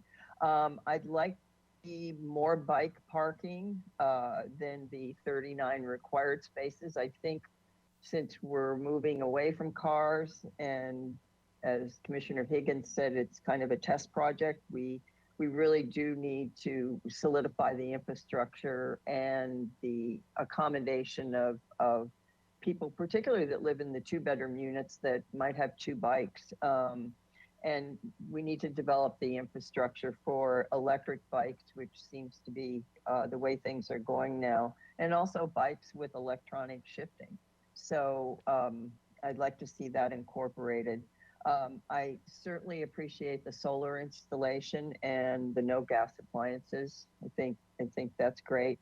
I agree with Historic Landmarks Commission on the need for some landscaping in the driveway and parking area. And my last comment is that along Ortega Street, it's a little bit questionable what's going on there with the bike path that staff has said is going in 2022. So I hope that the applicant works carefully with staff and develops that appropriately for that future bike path. And those are my comments. I'm certainly able to make all of the 4 findings for the exception to the height limitation without any difficulty at all. So that's where I am, Madam Chair. Thank you. Who would like to go next with comments, deliberations? Commissioner Reed? Yeah, thank you, Chair Schwartz. This may be out of order. Let's see. Starting with the Ortega frontage, the compliance with the pedestrian master plan. I think it's exciting that someone is already thinking about right-of-way improvements, and in the context of what's happening with the State Street and downtown planning efforts, I would just comment to staff and HLC to maybe consider pumping the brakes on any permanent bike improvements to the 0 blocks, and really integrate and incorporate these improvements into the plan that's under consideration. And my hope is applicants such as Mr. Meany can take advantage of that. I think the sidewalk widening and a public promenade is spectacular. As for the bike parking, would love to see more of that, since it's almost entirely residents will almost entirely be dependent on that for their transportation. I loved Commissioner Wiscombe's suggestion about electrifying the storage areas for charging, and then just consideration of other alternative forms of transportation, just really maxing that out. But quite exciting that this is the first project to really take advantage of the parking maximum. Let's see. I love the first floor enclosed patios with the historic sandstone being relocated to that south side. I think that's incredible. And just hearing more about the live work units and the reuse of that incredible building and the covered patios is fantastic. I would really stress the importance of considering residential access alongside the vehicle ingress and egress, and just making that accommodating and safe and practical. In terms of the apartment studios, 101, 102, and the 2-bedroom at 107, it would be great to see some private patio space there and reconfiguration of the project to accommodate if possible. Also looking at apartment 108 and its close proximity to the trash facility. If there was a way, I know this is very difficult, but a way to, I think the trash is fully enclosed, but there's a location for the trash so it doesn't interfere with commercial or residential or public use, that would be wonderful. I think that's about it. I agree that the elevations are fabulous. This is, and it's, you know, what a what a cool thing for kind of a legacy family and a legacy project. It's awesome. I love the elevations. I love the appearance of the multiple buildings separated by the paseos and the bridges. I want to rent one of these apartments. And then I can also make all the findings for the height exception. And I just hope that it's noted in the minutes that we are limited at the Planning Commission from considering additional affordability in terms of making this exception. And I'm happy to make a motion when all comments have been made in support of the project. Thank you. Thank you, Commissioner Reed. Who would like to go next with who hasn't already gone? Commissioner Higgins and then Commissioner Bonderson. Go ahead, Commissioner Bonderson. I'm good. Thought I saw your hand up. Commissioner Bonderson, please.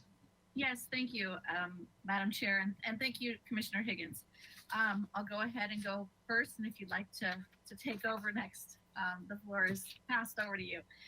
I will just go straight through and start by asking whoever is driving to please put on the city process slide. I wanted to also not only commend Ms. Arciniega for creating this type of slide, but to ask city staff if this could be a slide that is seen in our presentations more often, that assists not only with us to stay on task, but also helps the public follow along with what we are required to do and where our limitations are. And so I'm going to just go ahead and follow the staff report to make the findings now. And I wanted to start with the demonstrated need and just say that there's no question to me that this fits. The need has been clearly demonstrated, and it's a beautiful way of solving the problems and the requirements that we are doing our part to add to our city's urban fabric. Personally, I wanted to comment on a few different architectural elements that I really appreciated, including the loggias. I thought that was a wonderful way of bringing in some Santa Barbara history and really encouraging attention to detail for that pedestrian experience. With regard to the size, bulk, scale, and so on, I think HLC made several very, very interesting comments that Mr. Meany was very successful at managing and returning with beautiful solutions. I think it's appropriate and very thoughtfully designed. I'd also like to add that I really appreciate the elevations, especially the Chapala elevation. Having to propose a project immediately next to the Macy's building, especially that very solid, flat, kind of boring elevation, is hard to do. And I think it has been solved in a fantastic, such a beautiful way of solving that step down and really popping some beauty on that block. And also the open space that we discussed earlier with regard to the private outdoor space, open space provided for the residents. I think it's very well thought through, and I think it looks like it would be a very beautiful place to live. And that goes hand in hand with the livability. I think that with the articulation of the elevations and the openness in the hallways, the bridge and the exterior elevations with the little balconies, I think that livability, the difficulty of having such a high density project and trying to bring light and air appropriately into each space and really thinking through the ceiling plate heights has been very, very well resolved here. So I commend the design, I commend the architect, because this is the first one that I've had the privilege of seeing come before me that I believe has really knocked it out of the park. One concern that I'd like to express is if it's possible and if it's appropriate it would be very nice to propose at least another handicap parking spot. You know, there's one on the site. I'm confident it meets code. You probably don't need more, but it would always be nice to provide another one for accessibility in the event that somebody who is living in this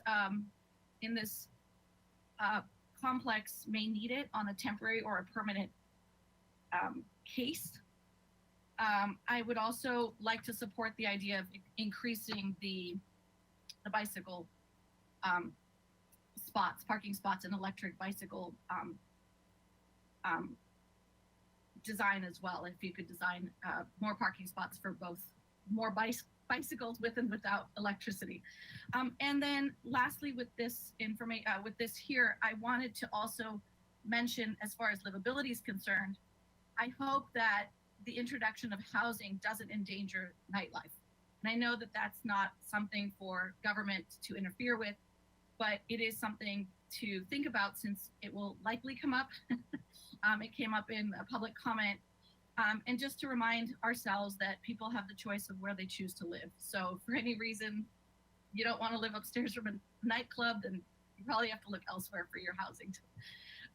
So I will just say that this is a wonderful, wonderful project. It sets precedents for more of these. And I can make all the findings to approve the project and also the height exception. So I guess I'll just say one other thing. And I would like to say, I wish that we could see more neighboring property owners working together to successfully accomplish projects like this. Now, in this case, they're family and they're lucky to work together, but hopefully we'll see more of this with non-related property owners as well. So thank you. That's all. Thank you, Commissioner Bonderson. Who would like to go next? Vice Chair Escobedo?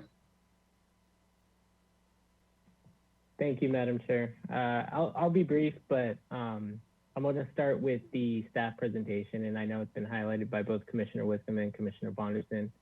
That slide 5, I would love if that was in as many presentations as possible. In addition, I think Ms. Arciniega, your presentation was clear. It was easily digestible. I commend you. That was an excellent presentation for both the commission, but especially the public.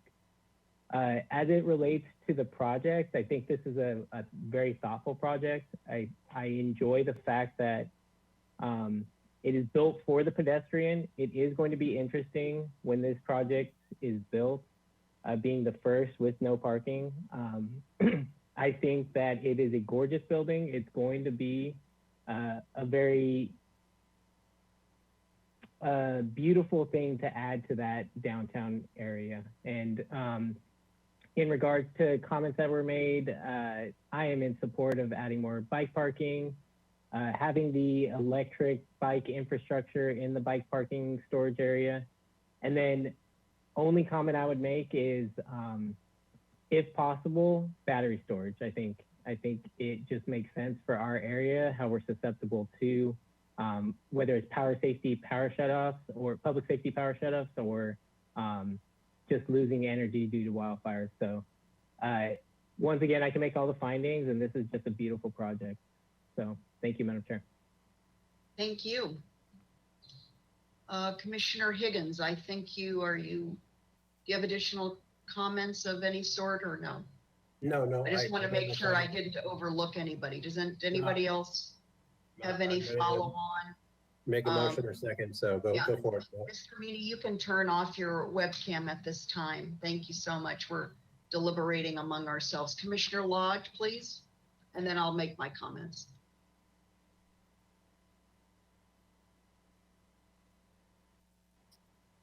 Thank you, Madam Chair. I agree with my colleagues on the high quality of the design, overall design. I like the arcade in particular and the facades. This, by the way, is not the first no parking, car parking project. There's one at 424 Santa Barbara Street across from the Smart and Final parking lot. That is 19 units also with no, that was the first one to come through the process. We have not It's not even under construction. It'll be interesting to see how this works out. After seeing the results of the survey of the existing AUD projects where the parking has been limited, they've been underparked. But we'll see how this goes. There were comments about the noise conflict with the Wildcat. I had friends that decided as an experiment to, for a year, live downtown in Paseo Chapala, and they had one of the units on the backside. That's the project at the corner of West De La Guerra and Chapala, just up the block. And they were on the backside overlooking LC's bar, which has an outside patio, and I believe the Wildcat does as well. And staff mentioned that there has been, in such cases, a requirement that tenants, potential tenants, be advised of this possible noise disturbance. My friends weren't able to go to sleep. Is that back patio, which I must use. So they loved living downtown, and they hated living downtown for that reason. But that thing for sure be in are fully informed of that issue. I cannot make the finding that it's necessary to the additional height. As of last April, before the count, and there had been 639 dwelling units, those under construction or built within 45 feet. That was before the council changed it to 40 feet. The architects were complaining about not being able to build projects within 45 feet because they're down the street that is not quite finished at 414 Chapala Street, 4 stories, 45 feet. And it isn't necessary. Increased, and that's in the 45 feet. This can go to 40 feet without an exception. And so I can't support that part of it. Otherwise, as I said, I think it's a very attractive design. And in that regard, I think it will be an addition. It does follow the general plan and the AUD program, and it's a good site for that. So thank you. Thank you. Any other comments before I make mine and entertain a motion? No? Okay. First, I want to express appreciation to the property owners. There are many opportunities that a private property owner has as to what they want to do and have the right to do with the property. And everything could be, scraped right down to the ground and start all anew. But this hybrid of new and adaptive reuse, as some of my colleagues have mentioned, is, to my way of thinking, exactly what we want to see in our city, downtown and in other neighborhoods. So it's both a way to retain part of our built environment heritage, the beauty of it, the uniqueness of it. It's also an environmentally superior approach to building or rebuilding. And so I want to, again, express appreciation to that. Also, the back and forth compromises that were made between the applicant and HLC, I thought, I'm hoping pave the way for more of that sort of cooperation and flexibility so that we can get to the finish line in providing more housing. I agree with my colleagues, most of my colleagues, that is, in making the 4 findings on pages 10 and 11 in our package. These improvements to the Ortega Street right-of-way are so important. It's a very popular block, a popular street, as we all know. But I think that the aesthetics aspect, along with the pedestrian experience, has really languished. think we've not given it the attention. And this project brings it into full focus that we've needed to do this. And here we have a willing property owner or owners who can lead the way, can help with that. So I greatly appreciate that. I would also say that to staff, I don't know where we are with our pilot program to allow a private use, of our public parking lots on a monthly basis. I believe the last time Mr. Dayton came to Planning Commission a couple of years ago, maybe, there were 3 public parking lots that were part of the pilot project. And so I don't know where that puts us with the Paseo Nuevo parking lot. I don't know at this point if it's considered public-private.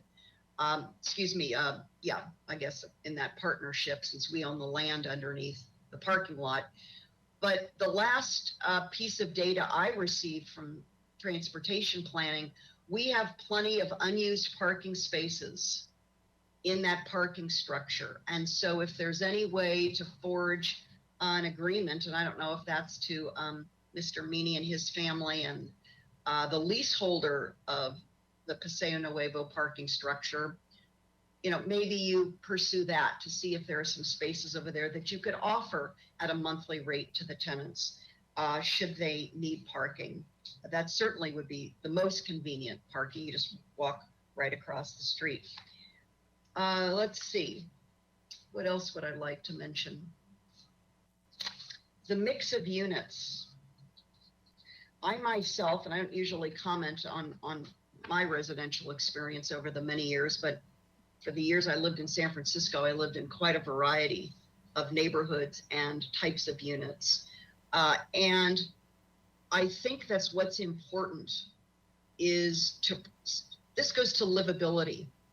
And within a project that's 39 units, it's going to be a community in and of itself, in a way, a micro community.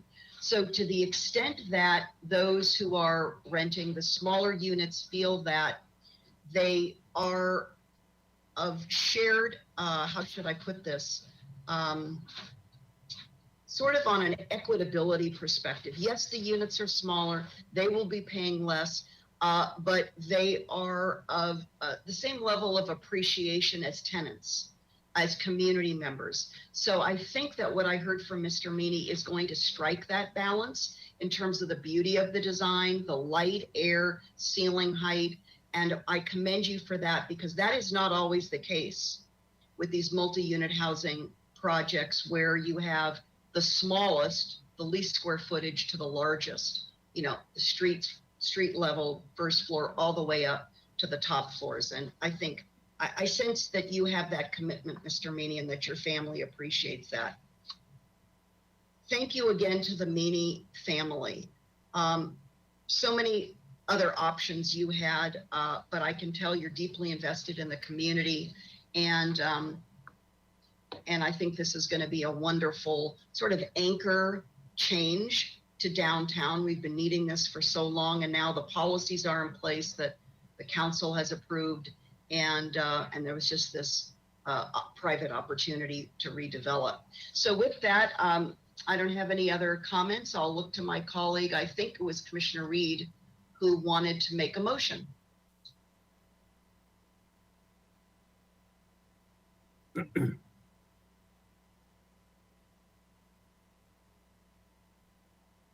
Hold on, Commissioner Reed, we can't hear you. Is it your headset? Your earbud isn't working. We'll hang on a moment here. In the meantime, someone can be poised to second the motion if there's agreement to that. Let me give him another 10 seconds before I jump in. Okay, you want Commissioner Higgins to go? Okay. I'll make the motion, Madam Chair, Okay. that the findings as written in the staff report support the project and the height exception.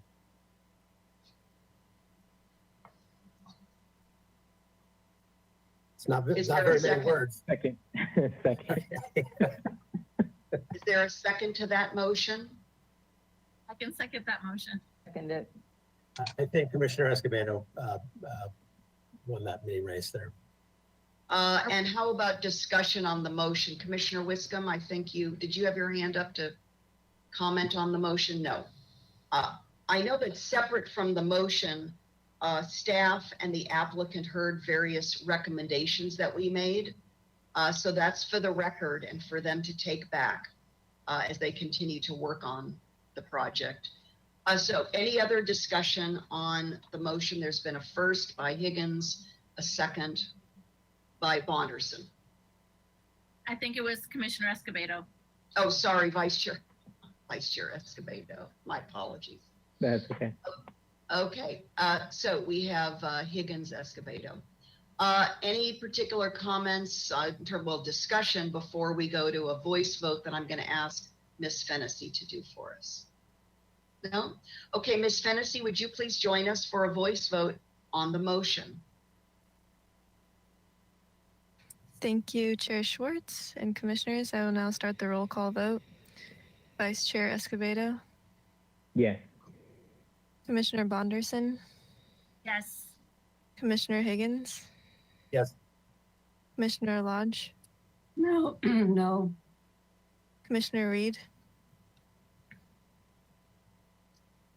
Audio problem. We'll come back in just a moment to Commissioner Reed. Commissioner Wiscombe, Yes. and Chair Schwartz, Yes. and Commissioner Reed. I'm wondering, Ms. DeBusk, is there a way to record Commissioner Reed's vote in any other way that is acceptable? Since he's still, seems like he's having audio difficulty. Yes, Chair Schwartz, unfortunately, it looks like he's actually offline right now, so it's more than just the audio issue. I see. Okay.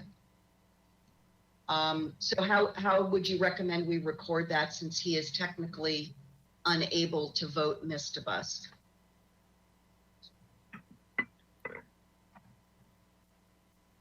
Ms. DeBusk? Oh, thank you. Yes, thank you. Sorry, I would need to defer to Ms. Ostringer on that. We would record the vote as a 5-1 vote since Commissioner Reed has left the meeting. The alternative, you could take a recess and allow him to try and come back. That's it. Okay. Madam yes. Chair, just to clarify, wouldn't it be a 6-0 vote in the record just reflects that Commissioner Reed had to leave the meeting or left the meeting? No, because Commissioner Lodge is not supporting the motion. Yeah. Yeah, so it would be a 5-1 with, yeah. Let's do this, Ms. Ostringer, if this is acceptable from a formality, because Commissioner Reed did participate in the entire item. Can we go to a recess, which I was going to call now anyway? Let's do a 10-minute recess. We already have everybody else's vote. Oh, there he is. He just heard me. Commissioner Reed. So frustrating. Everything's Okay. frozen. Okay, back miss? to Ms. Fennessy. You're going to vote on the motion. Ms. Fennessy is going to facilitate that. Okay, Commissioner Reed, Yes. thank you. There we go. Bringing it home. Okay, thank you I'm glad that worked out. Okay, everyone, we have that concludes this item. Chair Schwartz? Oh, yes. Excuse me. So you took a vote on the height exception. However, we also need feedback by majority vote regarding the concept AUD design. And so that's related to the design and improvement of the project and the project's consistency with the general plan. Well, I thought that I heard, I don't want to speak for Commissioner Higgins. I thought that his motion and the second of that by Vice Chair Escobedo was all encompassing, but if you need to assist us. If it was all encompassing, then that's great. I didn't catch that. All encompassing. So we're good, Mr. Busk? Yes. Okay, everybody's clear on the intention. Okay, that concludes this item. Thanks to all. And we're Thank going to take a 10-minute recess and come back at 3:10 for our next item. We'll see everyone shortly.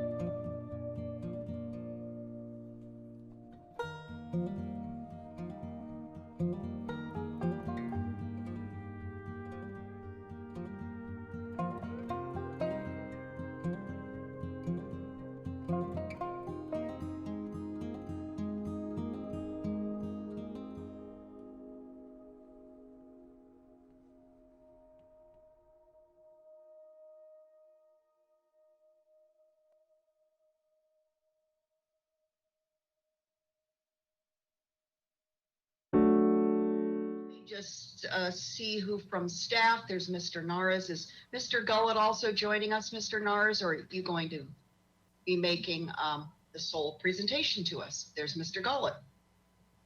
Very good. So I think are you two ready? Am I jumping it with you, or we're ready to go?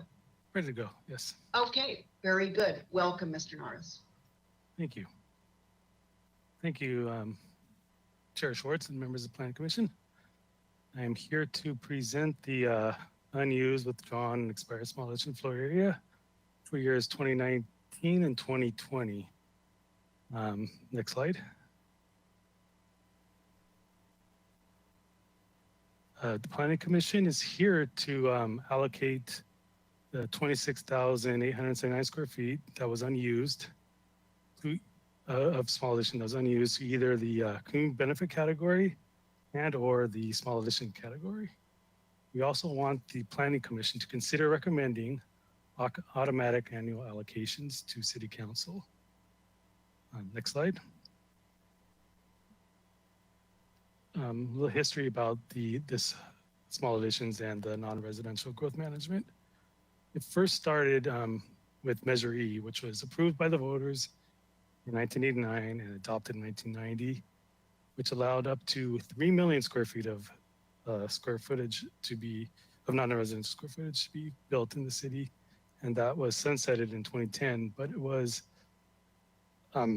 extended through the general plan update, which established new growth limits and categories, such as minor additions, small additions, and community benefit. Next slide. It also talked about the administrative procedures of implementing the program.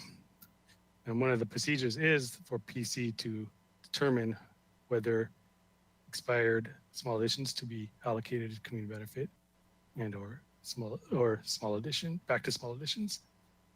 In all the previous years, the Planning Commission has reallocated all 75,000 plus square footage into the community benefit category. Next slide. A little information about small additions. Small additions is capped at 400,000 square feet until the year 2033, and is only available. It's capped at 20,000 square feet per year also, and it's only available in the green areas on the map showing the downtown and airport areas, and is limited to only 2,000 square feet of small additions in each lot. The first 1,000 square feet is called minor addition, and the next 2,000 is small addition. So it's a 3,000 square foot cap per lot. And it goes back to what was there as of 1990 on the lot. The next slide, please. For 2019 and 2020, 5 projects were allocated square footage, and 4 projects in 2020. That's 17,000 square feet allocated and 22,000 plus unused. Also, in previous years, some small additions were expired, 2018 and previous years. Those 4 projects were 4,700 square feet. That's why you are allocating the 26,879 square feet of small additions. As you may or may not know, small addition allocation has never exceeded the 20,000 square foot cap throughout the growth management program. And I don't remember recalling in one of those in previous years before growth management program, Measure E years, it also never exceeded the annual cap. Next slide.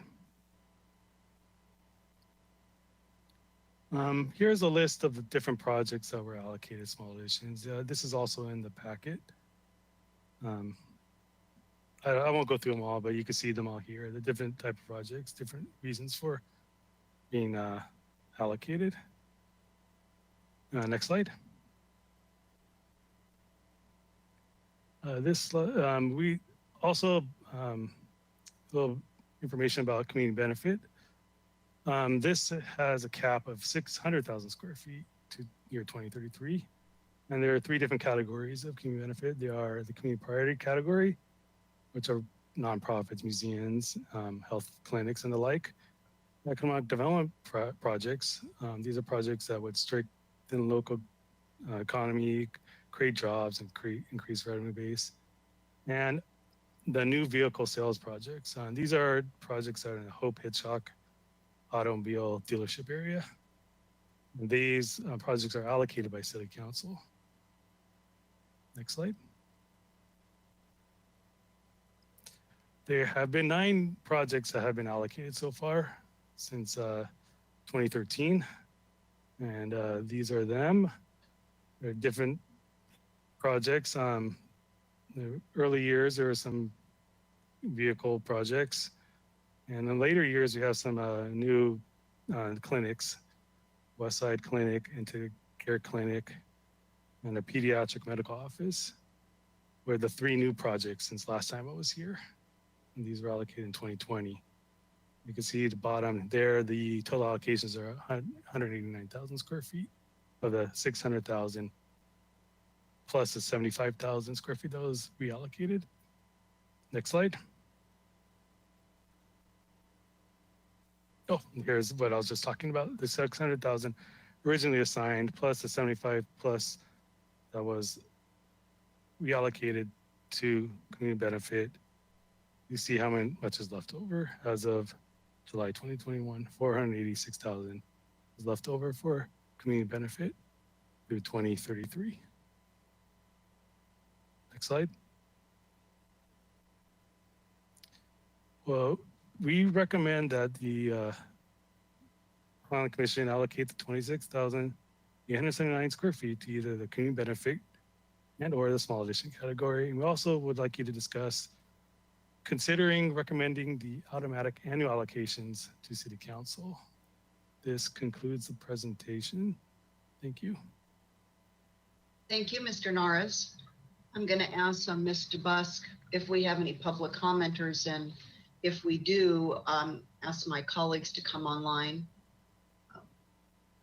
So you can go ahead and close your webcam for a few moments, Mr. Norris, and we'll see if the public would like to speak to us on this item. Thank you, Madam Chair. For members of the public that would like to make comment on this item, please click the raise lower hand icon on the control panel. The red arrow pointed down indicates that your hand is raised, and each speaker will have 2 minutes. At this time, I don't see any members of the public that wish to speak on this item. So I will ask Ms. Fennessy if we've received any written correspondence. Thank you, Ms. DeBusk. We did not receive any written correspondence for this item. Okay, thank you very much. So it's back to the commission for, we can just roll comments into questions if you want and just do it all together given the nature of this item. Why don't the commissioners come back on and let's just go right on down the line. Commissioner Lodge, did you have questions or just comments, whichever? And comments. If you want. We could go back to the slide, not the one with the listing, the one that showed, consider recommending automatic annual allocations to City Council. My question is, I assume what is meant by that is automatic annual allocations of community benefit of leftover small additions and minor additions square footage to the community benefit category. Is that was what is intended, Mr. Naris or Mr. Gullett? Chair Schwartz, Commissioner Lodge, yeah, that is the question we're bringing today, just because of past decisions that Planning Commission has made. Just if you see this as what you expect to be the trend into the future, and just to describe the choice a little bit more. So there is this 20,000 square feet, the leftovers, and those expiring projects and withdrawn projects. So what's left over is what you choose to allocate either between community benefit and small addition. But then the following year, even if you reallocate what's left over to small addition, that would have to be done again in a following year. I don't know if Okay, well, there's other questions about that. okay, well, what I was thinking, excuse me, Madam Chair, was since the Planning Commission has, as was stated in the staff presentation, and as I recall, it's always gone to community benefit. And since the city has never run out of the 20,000, reached the cap of 20,000 square feet for the minor and small additions, I think that it makes sense to just make it automatic, that if there's any square footage in those categories left over, that it go to community benefit. Every once in a while, we get a really big project like direct relief, which was 110,000 square feet. So it seems to me that would be a good way to go. Thank you. And the language we might want to reference, this is on page 5 of 5 in our package. The paragraph is titled recommendation. It's that last sentence. Planning Commission to discuss whether it is appropriate to recommend to City Council that all unallocated small addition floor area automatically roll over to community benefit projects each year. So I think that's the clearer language as opposed to this slide I would propose. Anything else, Commissioner Lodge, before we go to our next colleague for questions and or comments? Madam Chair, if I may, I think it's small and minor additions, I believe. It's not just small additions square footage. Is that correct? Well, I think we need to, let's look at the staff report, because this language in the staff report under recommendations is how staff has phrased it or positioned it for us as a consideration. Mr. Naras or Mr. Gullett, did you want to clarify fuller on just directly going from the staff report? Yes, Chair Schwartz, I could clarify. Thank you. Minor addition does not have a cap, and it's per year. It's only capped at the lot level of 1,000 square feet. So that does not need to be reallocated. Only small additions, which are the next 2,000 square feet of floor area, is reallocated. Thank you for clarifying that. Any other questions and or comments from commissioners? Vice Chair Escobedo? I support allocating it automatically every year. I just do have a question about this tool of using this approach.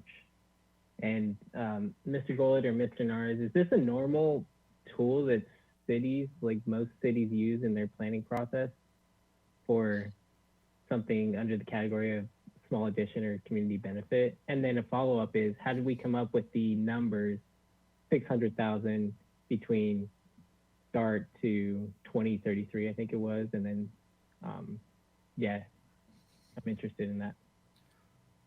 Chair Schwartz, Vice Chair Escobedo, this is a unique program. It has a very rich history in Santa Barbara. I don't know of any other jurisdiction that does this.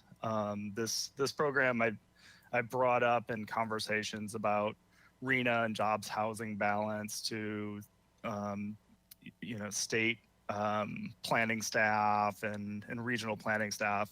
They think it's a really interesting idea. What I see more or less across the board is cities just let the non-residential development happen within zoning and don't regulate it like we do. As to where the numbers came from, they were linked to the general plan EIR. So there was a lot of analysis to get us to those limits. Okay, so there was analysis and thought behind choosing those numbers. I'm always wary when there's a flat number if we just pick it out of thin air. Okay, sounds good. Thank you. Commissioner Lodge, were you going to provide, let me guess, were you going to provide a little bit of history, taking us back a few years? If I may, this whole concept came out of what goes back to the Impacts of Growth Report of 1974, which said that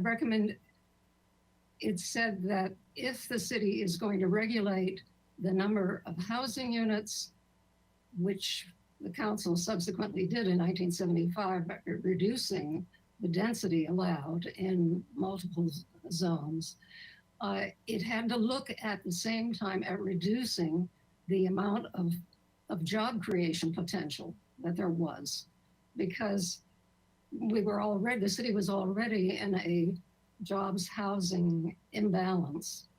And the only way to help cure that was to reduce the number of new jobs that were created.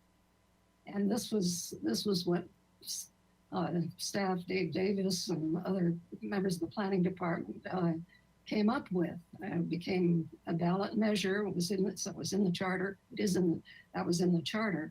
But it was for 20 years. And at the end of the 20 years, in the general plan update process, I looked at what had been used in the prior period of time, and it didn't come up to what had been allocated before. And so that amount was reduced for this period in the updated general plan.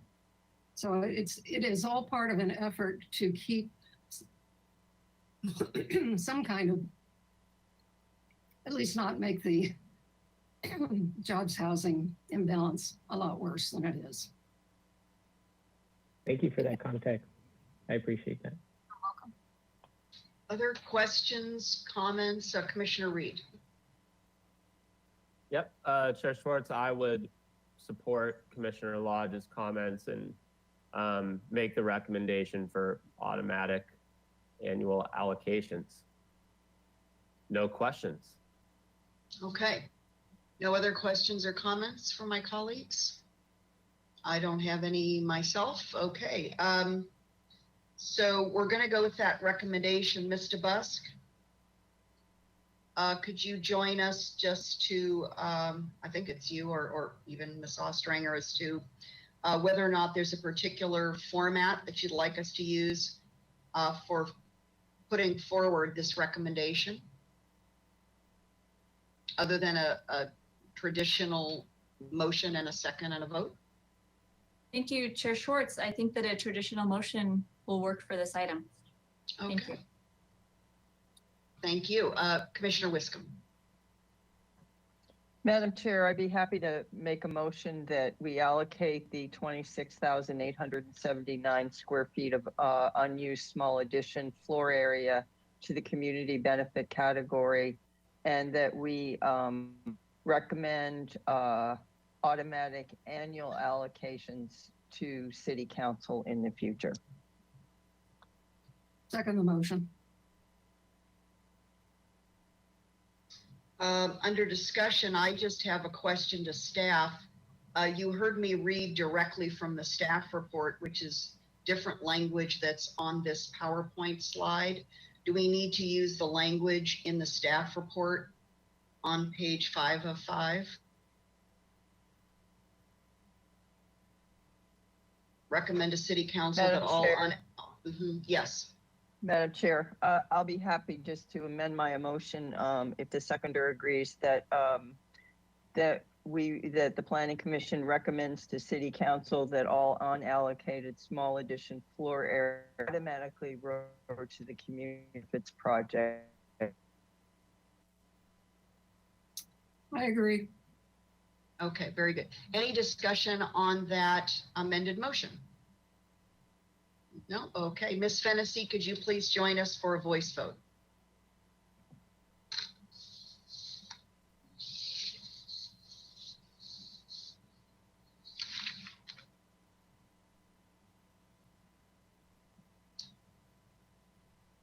We can't hear you, Ms. Fennessy. I'm not sure. Okay, there we go.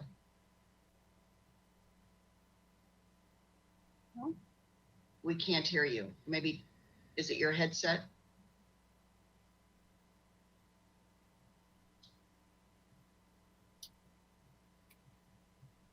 Hello?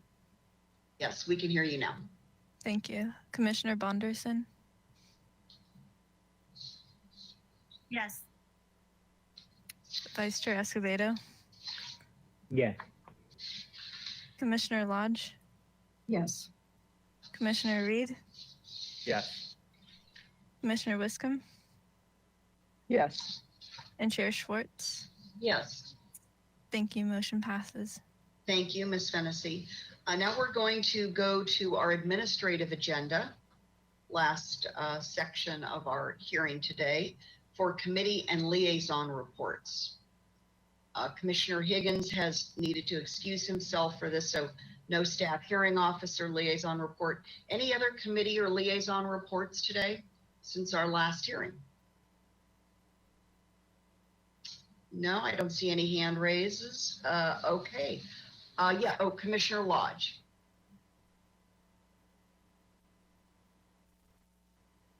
Hold on, Commissioner Lodge, we can't hear you.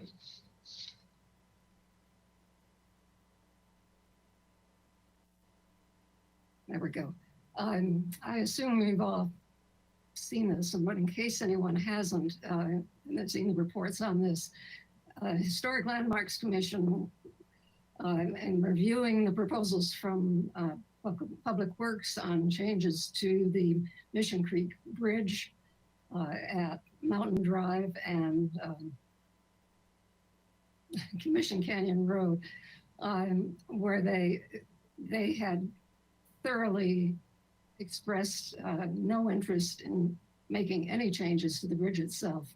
And the City Council on Tuesday supported that decision and has asked staff to come back with recommendations for improving the pedestrian experience along that next to the bridge. Thank you. Commissioner Bonderson.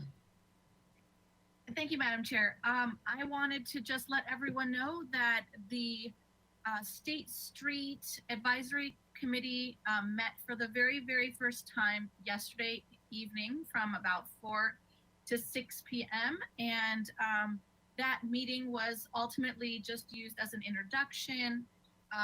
We have appointed a chair and a vice chair to the committee. So I'd like to use this opportunity to congratulate Mr. Dave Davis, who has been selected for chair, and Mr. Ken Saxon, who was chosen for vice chair. And to let you know that it was a informative meeting where we were able to share resources and get a brief presentation from Jason Harris, our economic development officer, who shared both information about emergency priorities as well as long-term goals, and sort of set the tone of what we want to be moving forward on at our next meeting. At this time, I understand that there is a web page being set up. I can share that with you as soon as it is prepared and finalized, where the public can watch videos or get the agenda for the next meeting and register for upcoming meeting announcements and so on. So I will probably have that information by the next meeting, our next Planning Commission meeting next week. And I'll just say that we're off to a good start. It was a very informative and functioning kind of lot of information being shared, and we'll see what happens next. The tentative next meeting has been set for the end of September. And again, I will confirm a date probably next week. Okay, very good. And these are open to the public, these meetings?